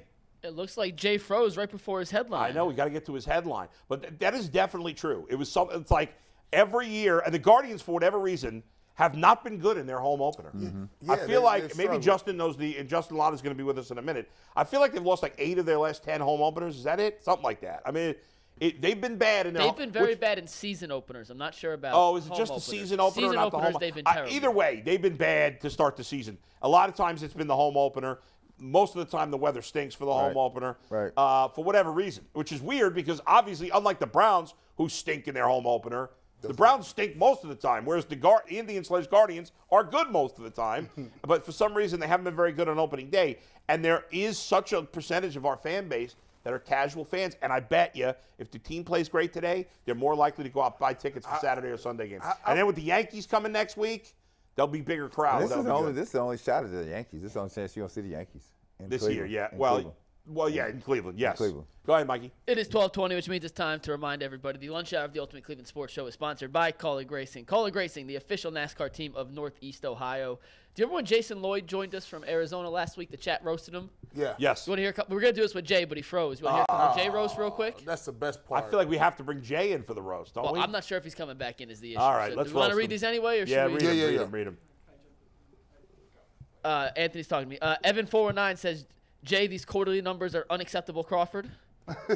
We pull a picture of Jay, at least, so we can see what they're referring to. Just pull up the free shot. Quarterly numbers? What do you mean quarterly numbers? Corey McLaughlin. Jay looks like a sponsor for sunflower seeds.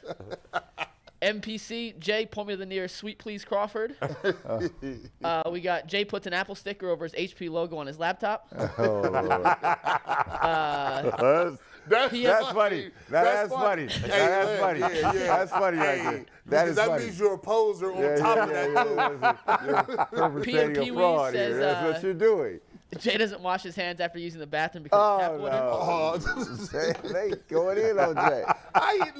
He definitely And looks like last a but person not that least, washes from his Joseph hands. Roscoe's, Jay models for community college brochures.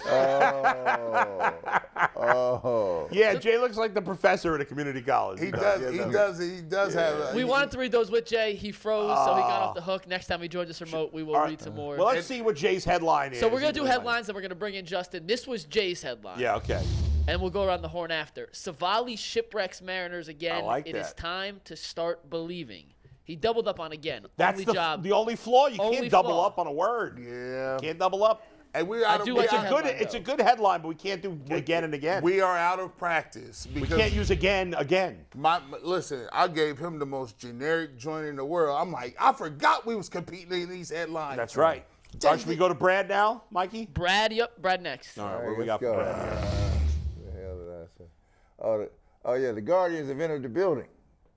Fresh off the swing from the out west. It is now, but this is The only issue with your headline, Brad, Beavers is that it's all not about the pitching. Beavs, and Beavs No, is not pitching.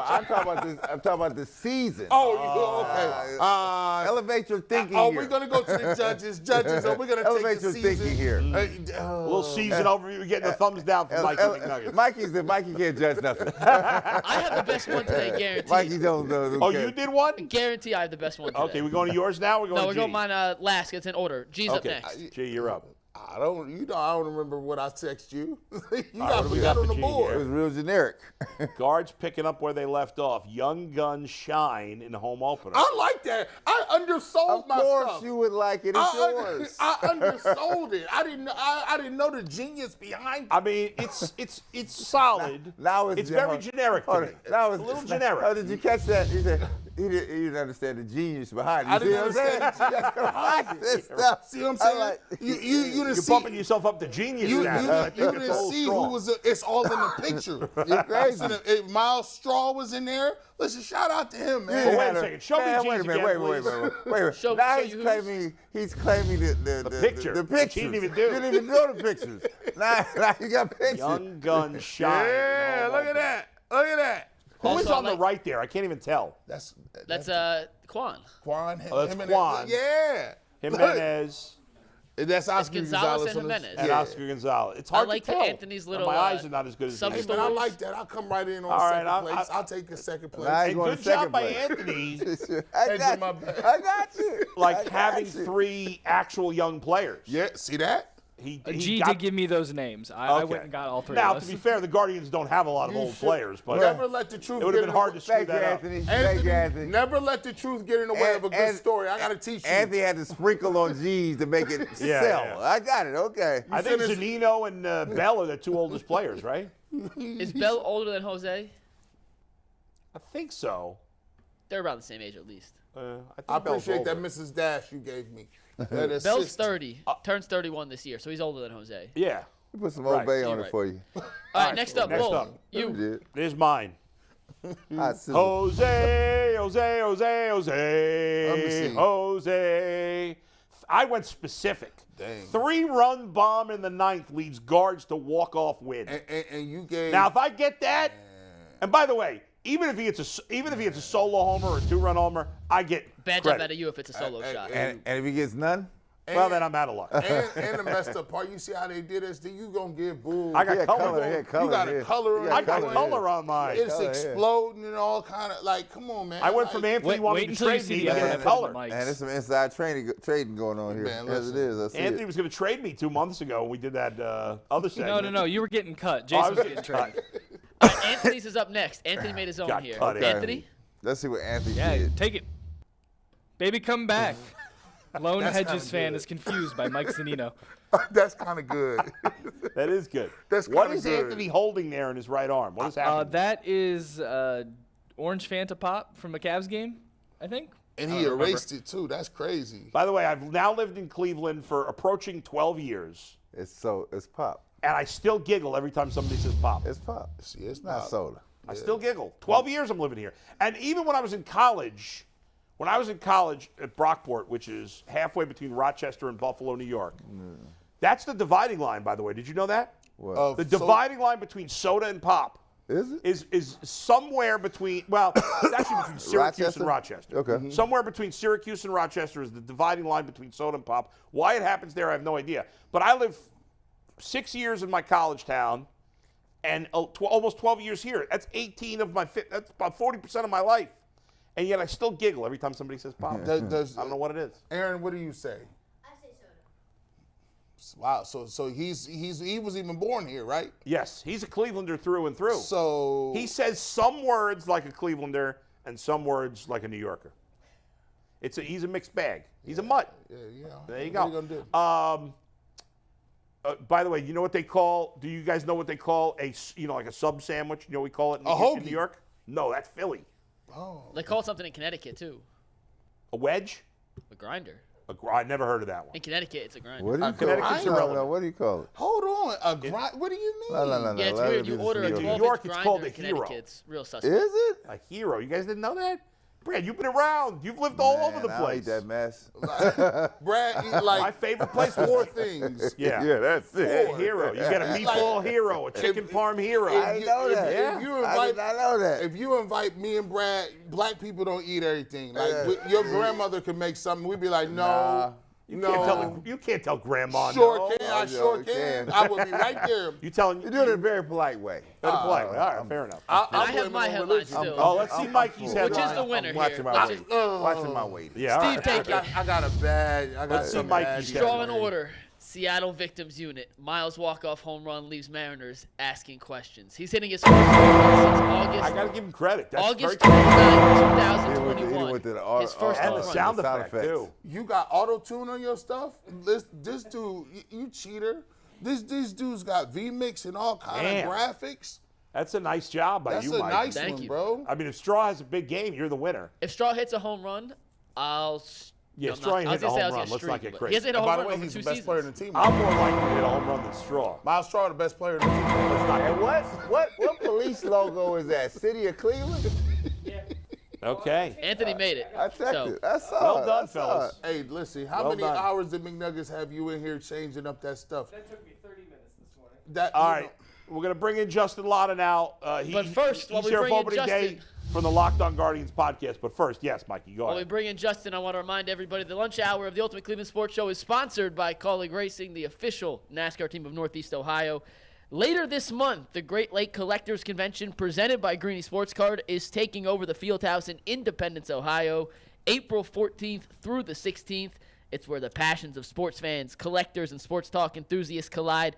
50,000 square feet of ball card bliss, hundreds of display tables, card shop live theater with interactive appearances from the region's most notable sports media members, including G. Bush, Adam the Bull, Jay Crawford, and many, many more. Great cards, great location, great show. Tickets on sale now at greeniesportscards.com, and you can win some free tickets by heading to wkyc.com/contest. We're giving out 4 VIP passes for the weekend and 20 free admission tickets. Check it out, wkyc.com/contests. By the way, I was looking, and this is going to be a really fun event in not this weekend, but the following weekend, so come join us there.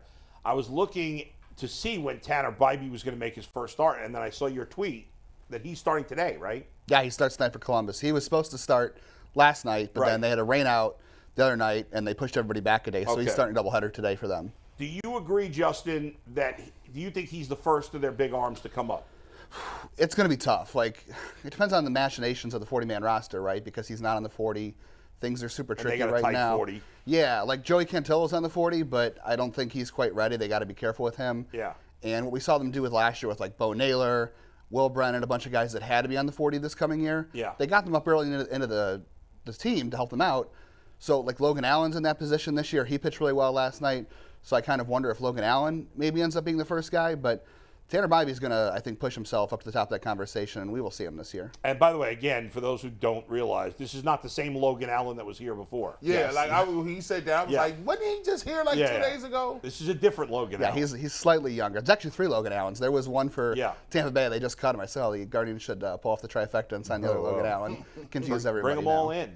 So so we'll see about that. We were talking earlier about Savali and Plesac, and let's start with Plesac in particular. He was awful in his first start. I'm sure you agree. You don't write a guy off after one start, but of all their pitchers, I got the least faith in him. Do you agree or disagree? Yeah, I think he's got a short leash. I mean, it wasn't good last year. He's had some self-inflicted injuries, too, so that kind of plays into things. And if they had more depth, if they had more guys to look at, I think he could be on a tighter leash. I think the Tristan McKenzie injury really affects things. No doubt. If Tristan McKenzie's healthy, I feel like the leash could be a little bit tighter on him. But now you've got, Curry in the bullpen, who was supposed to be in AAA, and Gaddis, who's in the bullpen, or in the rotation now, who was going to be the bullpen because of the Cody Morris injury. So all those things affect that. So that's going to give Plesac a lot longer of a look to turn it around. But, they're going to be careful. There's a lot of innings to cover. It's a long season. Curry did pitch well out of the pen the other day. I can't remember which game that was, but he went 5 innings, and I thought he looked pretty good. Yeah, he gave up 1 run, I thought. Yeah. So we just, Bull hates Miles Straw. Well, he doesn't hate him. I don't hate him. He likes his glove. He feels his stick is. I'm not going to get carried away over 1 week. The guy is not a particularly good hitter. Now, listen, I'm not saying I'm fine with him. I'm just, last year when you had 3 holes in the lineup, it was bad. If he's your 7th best hitter, it's a problem. I'm fine with him being their 9th best hitter, which is what he is. Obviously, it hasn't been in the first obviously, week. I don't think what he's doing at the plate is sustainable. Do you think where's your margin for him? Where does he have to hit for you to say, okay, he's a mainstay in this lineup still?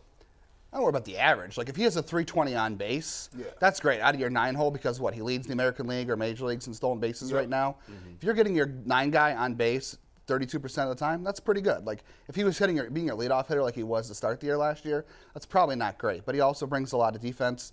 He has that contract. I think he's going to be fine. I think, he had a really strong April last year, too. If you go look it up, he had a great April. And then the rest of the summer, he kind of teetered off. Yeah. And he recovered at the end of the season. He played well in September. I think he was pretty good in the Yankees series. They didn't have a ton of great hitters in the playoffs, but he was good in the Yankees series. So I think, he had a good start last year. And as long as he's getting on base like at a 320 clip, he'll help them out. Yeah. So just let me ask you, because I was asking Jay earlier, what do you think the panic point comes for this season? If I asked you if you divide it into thirds, where's the panic point come in? What kind of record leads you to start thinking that this is not going to go well? I don't know if there's a specific record I would think about. I think it's, what is the old saying, Memorial Day is when you really start looking at the standings. Yeah. So see where they are Memorial Day and see where your competition is. The Twins are off to a good start. If the Twins are, marginally ahead on Memorial Day, then you could start thinking, okay, they've got a lot of ground to make up. Or if the White Sox aren't off to the greatest start. They had a good start, but they're not playing great since that first series. So I would say Memorial Day is that old adage where you start looking at the standings, see where you are, and I know they're not looking at the standings in the clubhouse, very consistently, but I would say Memorial Day. Okay. How many games are you back by the start of June when summer really starts to begin?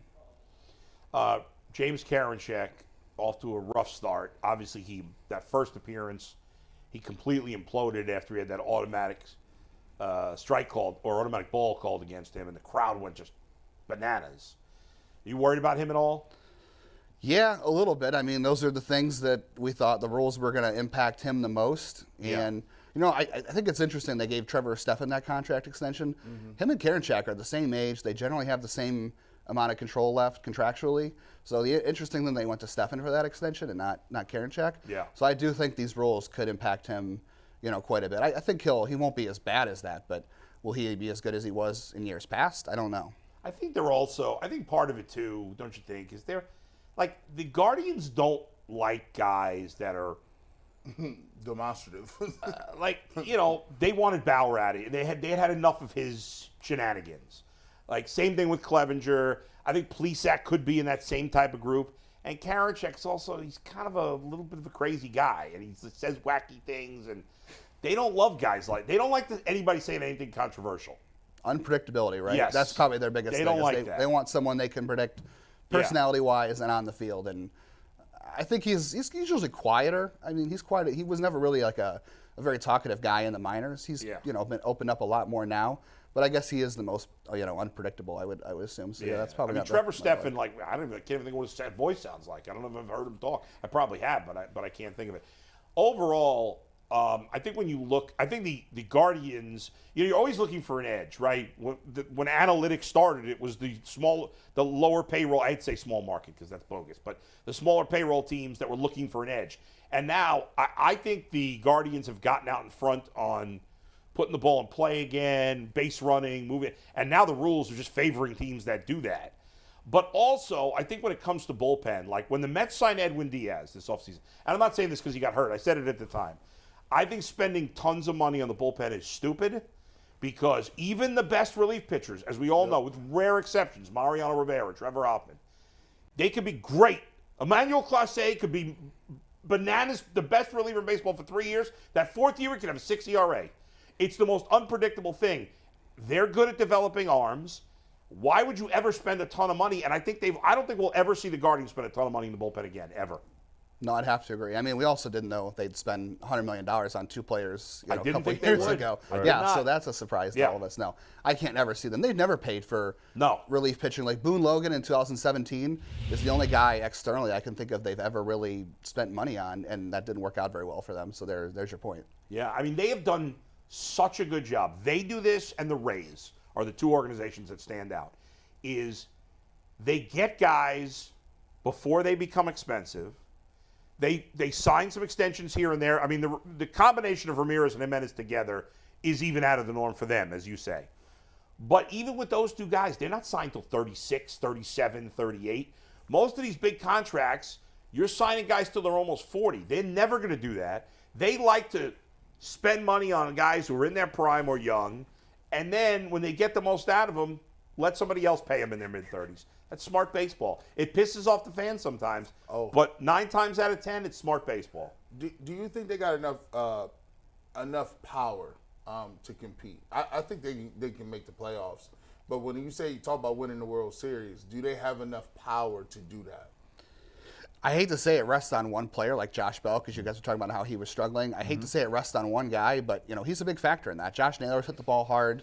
I don't know how much you guys like talking about exit velocity, but he's hit the ball a lot harder so far to start the year. Jimenez could have a little more pop. We know Jose can hit 30 home runs, but Josh Bell's kind of that guy in the middle. I feel like if they had Josh Bell, like the first half Josh Bell, he stunk when he went to San Diego last year, and he's kind of rolling over so far. Yeah. But like you said, he's usually pretty bad in April. But I feel like if they would have had the good version of Josh Bell, the one that was in Washington last year, they beat the Yankees. So I think they really, truly were a guy like that away from moving on to the next round. And if he can be the guy he was in Washington last year or this year, I think they'll have enough power. Yeah, I mean, they're going to get more power at a catcher. We know that, assuming Zunino stays healthy. I think right field's a question mark. Like, how much power are you going to get out of that? What's the combo going to be? What's that going to look like? listen, in a perfect world, they'd go get a proven right fielder and they'd go get one more proven starter. It's not a perfect world. That's really the only two things I could see them needing. So many other teams need a lot more than that. I think there's a thought out there that you can't win without power anymore. Like in the NFL, I'm like, you can't win without a top quarterback, right? And I think a lot of people look at baseball the same way. You can't win without power. I'm not sure because, like I said, it's really the Rays and the Guardians that play this way. All the other teams that don't have power because they're just bad teams. The Guardians and Rays are the only good teams that don't have power. And both those teams have consistently gone to the playoffs. And so I don't know. Like, I think the Guardians, I think it's wrong to say, well, they can't win unless they hit more home runs. I'm not convinced of that. I know it's harder to string together hits in the playoffs because in theory you're facing better pitching. But I do think the American League at the top, and usually we look at the Yankees and the Astros, is not quite as good as it's been. What do you think about that? I don't think the Astros are as good as last year. I don't think the Yankees are. I know they've added some, but they're old. They already got 10 guys on the DL. They're going to have a lot of injuries. Yeah, the Yankees' rotation's already decimated. Yes. The Astros lost Justin Verlander. Yep. They've And still got McCullers is hurt. Yeah, McCullers is hurt. He's been hurt. Yeah, there's a lot of questions there, absolutely. And I think you're right. You don't have to be at the top of the league in power. Right. But, I mean, the only team in baseball that hit less home runs last year than Cleveland was Detroit. Right. You know, Detroit stinks. Yeah. So I think you don't need to be, like, hitting – you don't have to have an Aaron Judge in your lineup, be top 10 in power. I don't know if you can consistently be 29th in the league in power. I think that's – you know, you have to move up a little bit. Probably, I think, yeah. But I don't know if we have any sample size to know for sure because the Guardians are the only team, maybe the Rays. And where were the Rays? They were pretty low too, weren't they? They were like middle. Yeah, they were like middle of the pack or close to bottom 10. Has there ever been I wouldn't call it small ball. There has back in the day. Yeah, but in recent years, no. In recent, because I'm trying to think about a team who just all right, we're going to steal bases, we'll move runners, we're going to put the ball in play. I mean, the Cardinals had teams like that back in the day, Yeah. You know, but in recent years, yeah. But there aren't a lot of teams playing that way these days. Right. So that's why I'm like, I think it has more to do with the guys are not playing that way more than it can't be done. But yes, I do think you want to be at least – the Guardians are never going to be near the top in power, at least not with their current roster. Because, you know, Quan and Straw, those guys aren't hitting it for any power. Right? You're not getting any power. Rosario doesn't hit for much power.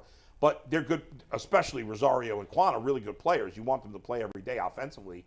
But yeah, if they can get to middle of the pack, I think they can absolutely win the World Series this year. And it really matters what they do in the postseason. You know, who cares about what your power numbers are in the regular season? Because once you get to October, none of that matters. And I know there's stats out there, I don't have them off the top of my head, but you know, a large percentage of your runs in the postseason come from home runs. Right, that's true. true. Because you're getting 3-run homers. Look what the Yankees did. I think Cleveland had more hits in that series against the Yankees, but the Yankees had more 3-run homers. So you just need that timely one. That's why I say Josh Bell. You know, I hate to say it rests on one player, but you know that's. But you're not worried. You're with me about not being worried about him, right? Oh, not at all. He's still walking too. That's the important thing. Do you guys remember how long we went through this with Carlos Santana? Yes. You know, bad Aprils. Yes. Yeah. He'd be hitting like 150 with a 380 on base. And by the end of the year, he was fine. He was fine. Yeah. No, I They're agree. very similar players. I think he'll hit some home runs. All right, what's your favorite opening day memory there, Justin? Man, I've got so many.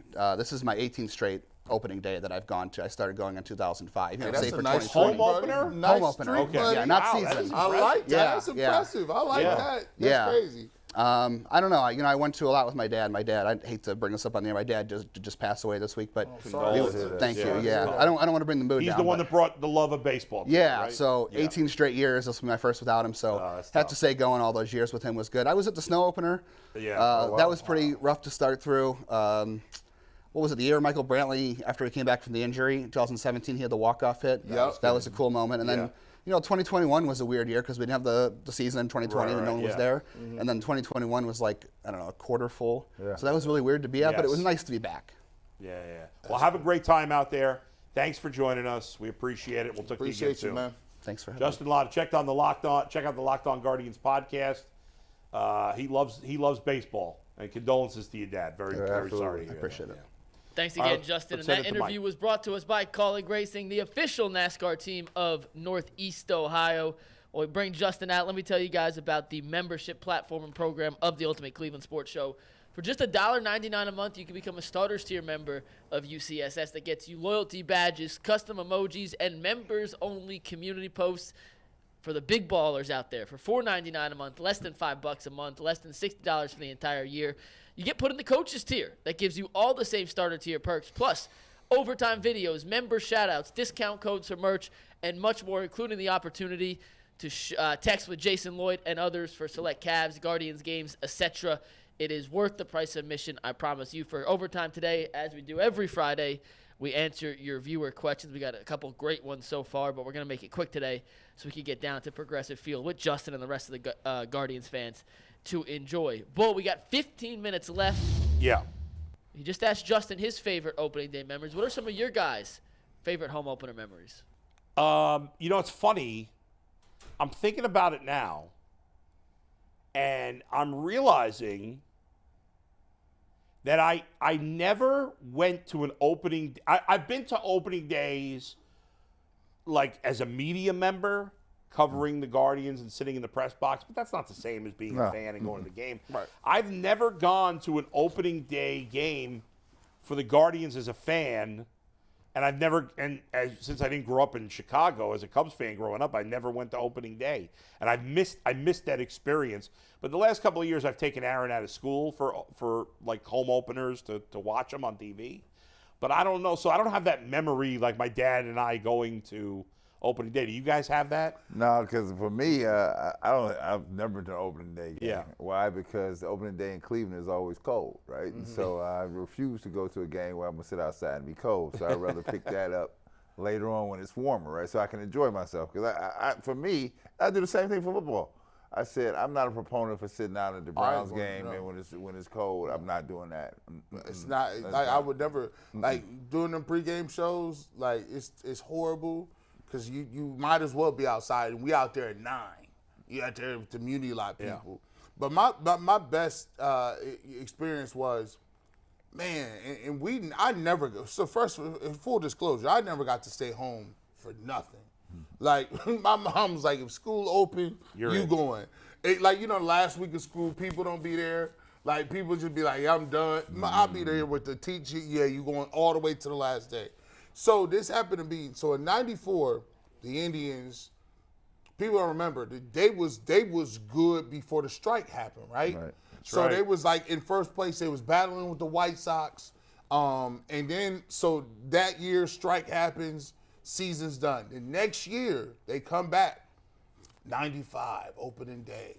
They had the all whites on with the Indians across the chest, and I'm sitting there and I'm like, man, for some reason, I don't know if I was legitimately sick or how I got this off, but I was able to be at the crib, and I'm like, man, so I didn't have no cable in my room, so I'm watching. I got the old school prong system with the rabbit ears. Okay. So we got the joints. You know, you put the rabbit ears on the prongs in the back.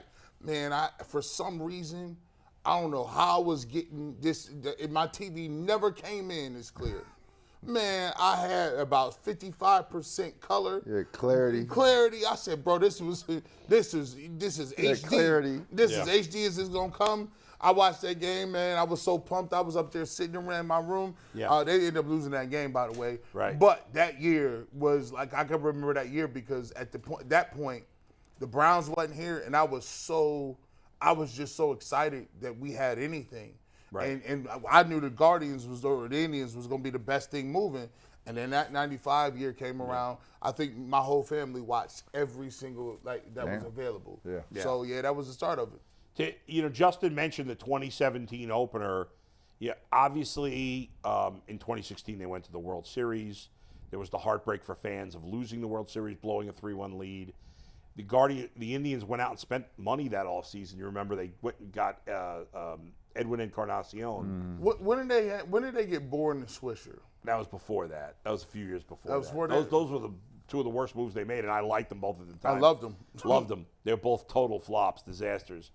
But on opening day, Justin mentioned it, coming off that a great season that ended with disappointment, and then the Guardians. I don't remember what the date was, but it was like a late home opener because the Guardians had started, I think they had played like 7-8 games on the road to start that season. It was against the White Sox, and Brantley doubles to score Lindor, and everybody went nuts because obviously on opening day there's a huge crowd, and it was a good feeling. And remember the 2017 Indians, they were They were actually, in the regular season, a way better team than the 2016 Indians. Yeah, they were. Remember they had that huge winning streak? They won like 20-something 20 in a row or 21. I can't remember now how many games it was. But then they got smoked in the playoffs. They lost to the Astros. It was bad. Yeah, it was ugly, and I was going nuts. But it was a hell of a fun season. It was. Until that point. And I know the question was, because that winning streak was late. It was like into September.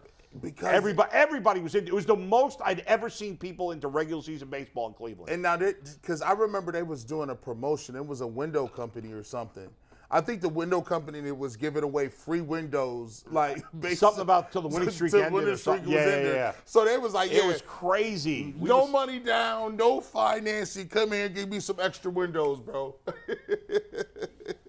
And they did it to the winning. I think it was 22, 23 games or something like that. But go ahead, Mikey. I have two more things I want to get to about the Guardians. Okay. This breaking news as of the last 2 minutes. It's silly breaking news, but breaking news. Oh. Take a tag board.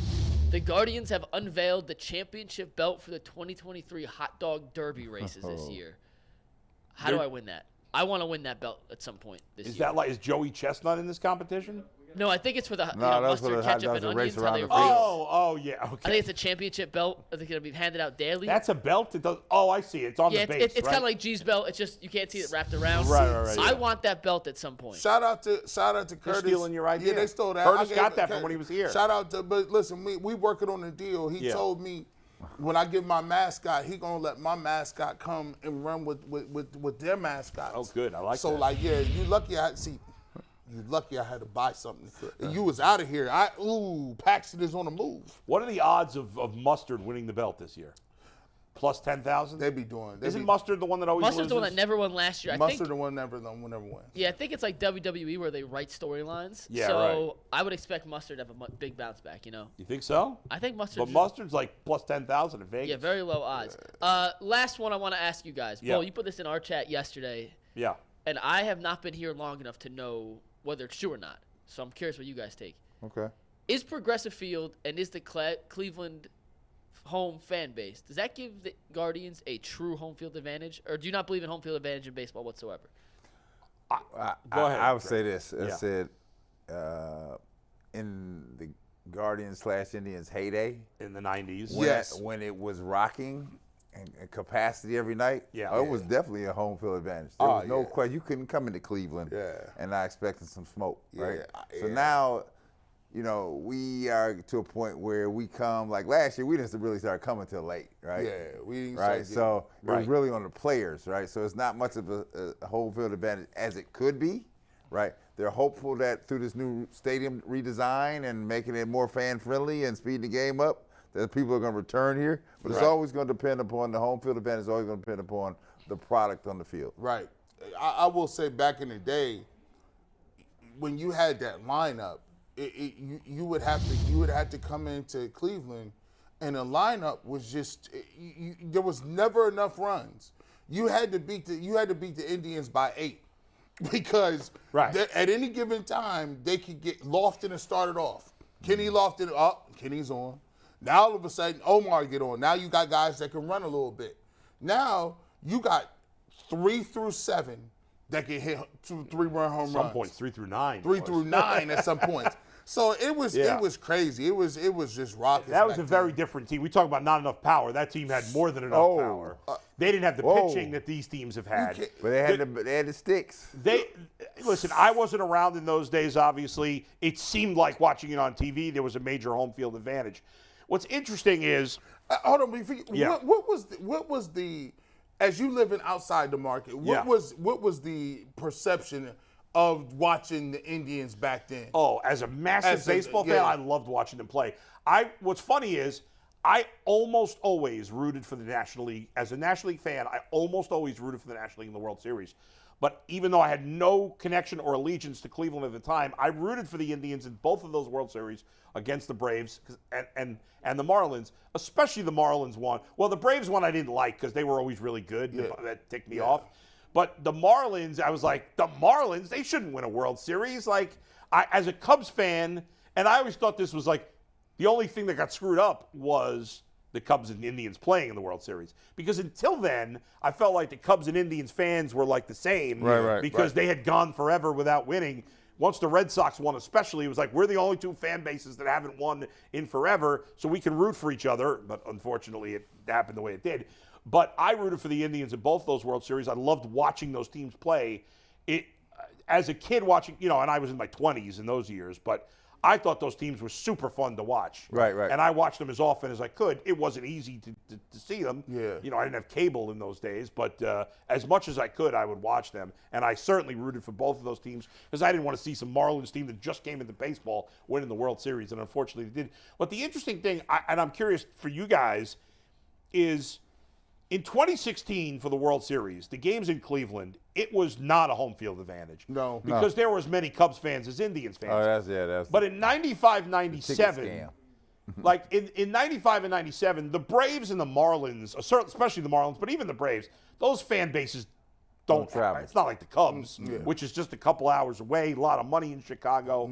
So it probably felt like a much bigger home advantage for those World Series without being here. Yeah. And in general, I think Cleveland fans do a great job of making noise at our stadiums / arenas. Yes. I think the Cavs have a home court advantage. Yes. Loudville is literally loud. I think it's just the way the place is built. Yes. And I think they did a good job of not selling it out. Like all the corporate guys, when LeBron was here, sometimes it had that corporate feeling where guys was too had too many bags of money to be sitting down there going crazy. Now you see a lot of regular guys, regular people down there. It's good. I think when you talk about the playoff games against the Yankees, that last year, that place was loud as heck. It was. It was loud. Which is tough because obviously New York had a lot of money. Yeah. Maybe I think Yankee fans for an ALDS are not going to travel as much as the Cubs fans for a World Series because the Yankees have been in the playoffs so many times. But I think that was just an unfortunate, unique circumstance. But in general, I think there is the Brown Stadium sucks. So the sound is bad. It's bad. Everything stinks. But there is a stat I was looking at it the other day. Don't they take it like when they look at it, it's like an advanced metric when they take a look at good baseball hitting ballparks. Like they take a look at and rank them. Yeah. Is Progressive Field a medium ballpark? Is it a hitter's ballpark? Or is it would you classify I can't remember because I haven't looked at the list in a while. I want to say it's kind of middle of the road. I don't think it's a huge favor of either the hitting or the pitch. I think it's a fair park. Okay. I think it's a middle of the road fair park. Now, if you there's not it's like at Wrigley Field when the wind's blowing out, it's a huge hitter's park, and when the wind's blowing in, it's a big pitcher's park. Or the Today, Yankees. Jay talked about the wind blowing in from right, so for lefties it'll be tricky to get it out of here. But I think it plays kind of neutral. Am I wrong, Mike? No, you are not wrong. It is also Friday, and until 12:56, I had forgotten about this. What's that? And this is the thing we're missing with Earl, but I got to give you guys your Colleague Racing report for the upcoming week. Wrap us up with that. The Xfinity Series is off, so that takes that off my plate. Yeah. The Cup Series is at the one NASCAR track I know. They're at Bristol Motor Speedway this weekend. Bristol. For the Food City Dirt Race, A.J. Allmendinger has had success there in the past. I know that because I used to work in Bristol, and I covered the race where Allmendinger finished in the top 10. So he's got some good experience there at the fastest half mile in the world. The race is Sunday, 7 p.m., Sunday, April 9th on Fox. Check out Allmendinger, the other Colleague racer. Should be a great race. How's that? There you go. Good job with the NASCAR report. There it is. All right. We got 2 minutes. So. All right, some final thought. By the way, one of my I mentioned this I think a couple of weeks ago, but one of my favorite memories in my 12 years here going to games is being at the Guardians game. I believe it was 2014 when they won their last 10 or 11 games to make the wild card against Tampa Bay. Yep, I remember and Jason Giambi hit a walk-off home run. One of the last games of the year. It was the last week. And I was just out. I was in the outfield with just a bunch of guys, and we were watching the game as a fan. And when he hit that walk-off home run, like he was at the end of his career, and he came here and he was done. Right. But he hit this home run, and there was probably only 15,000 people in the crowd. It was the loudest 15,000 people I ever heard. Go ahead, Mikey.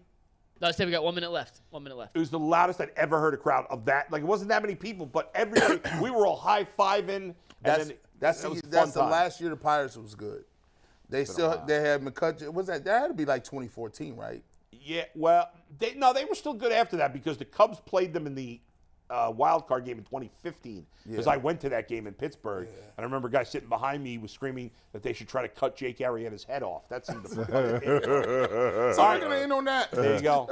Don't cut anybody's head off. That's my advice. Aaron, don't ever cut anybody's head off.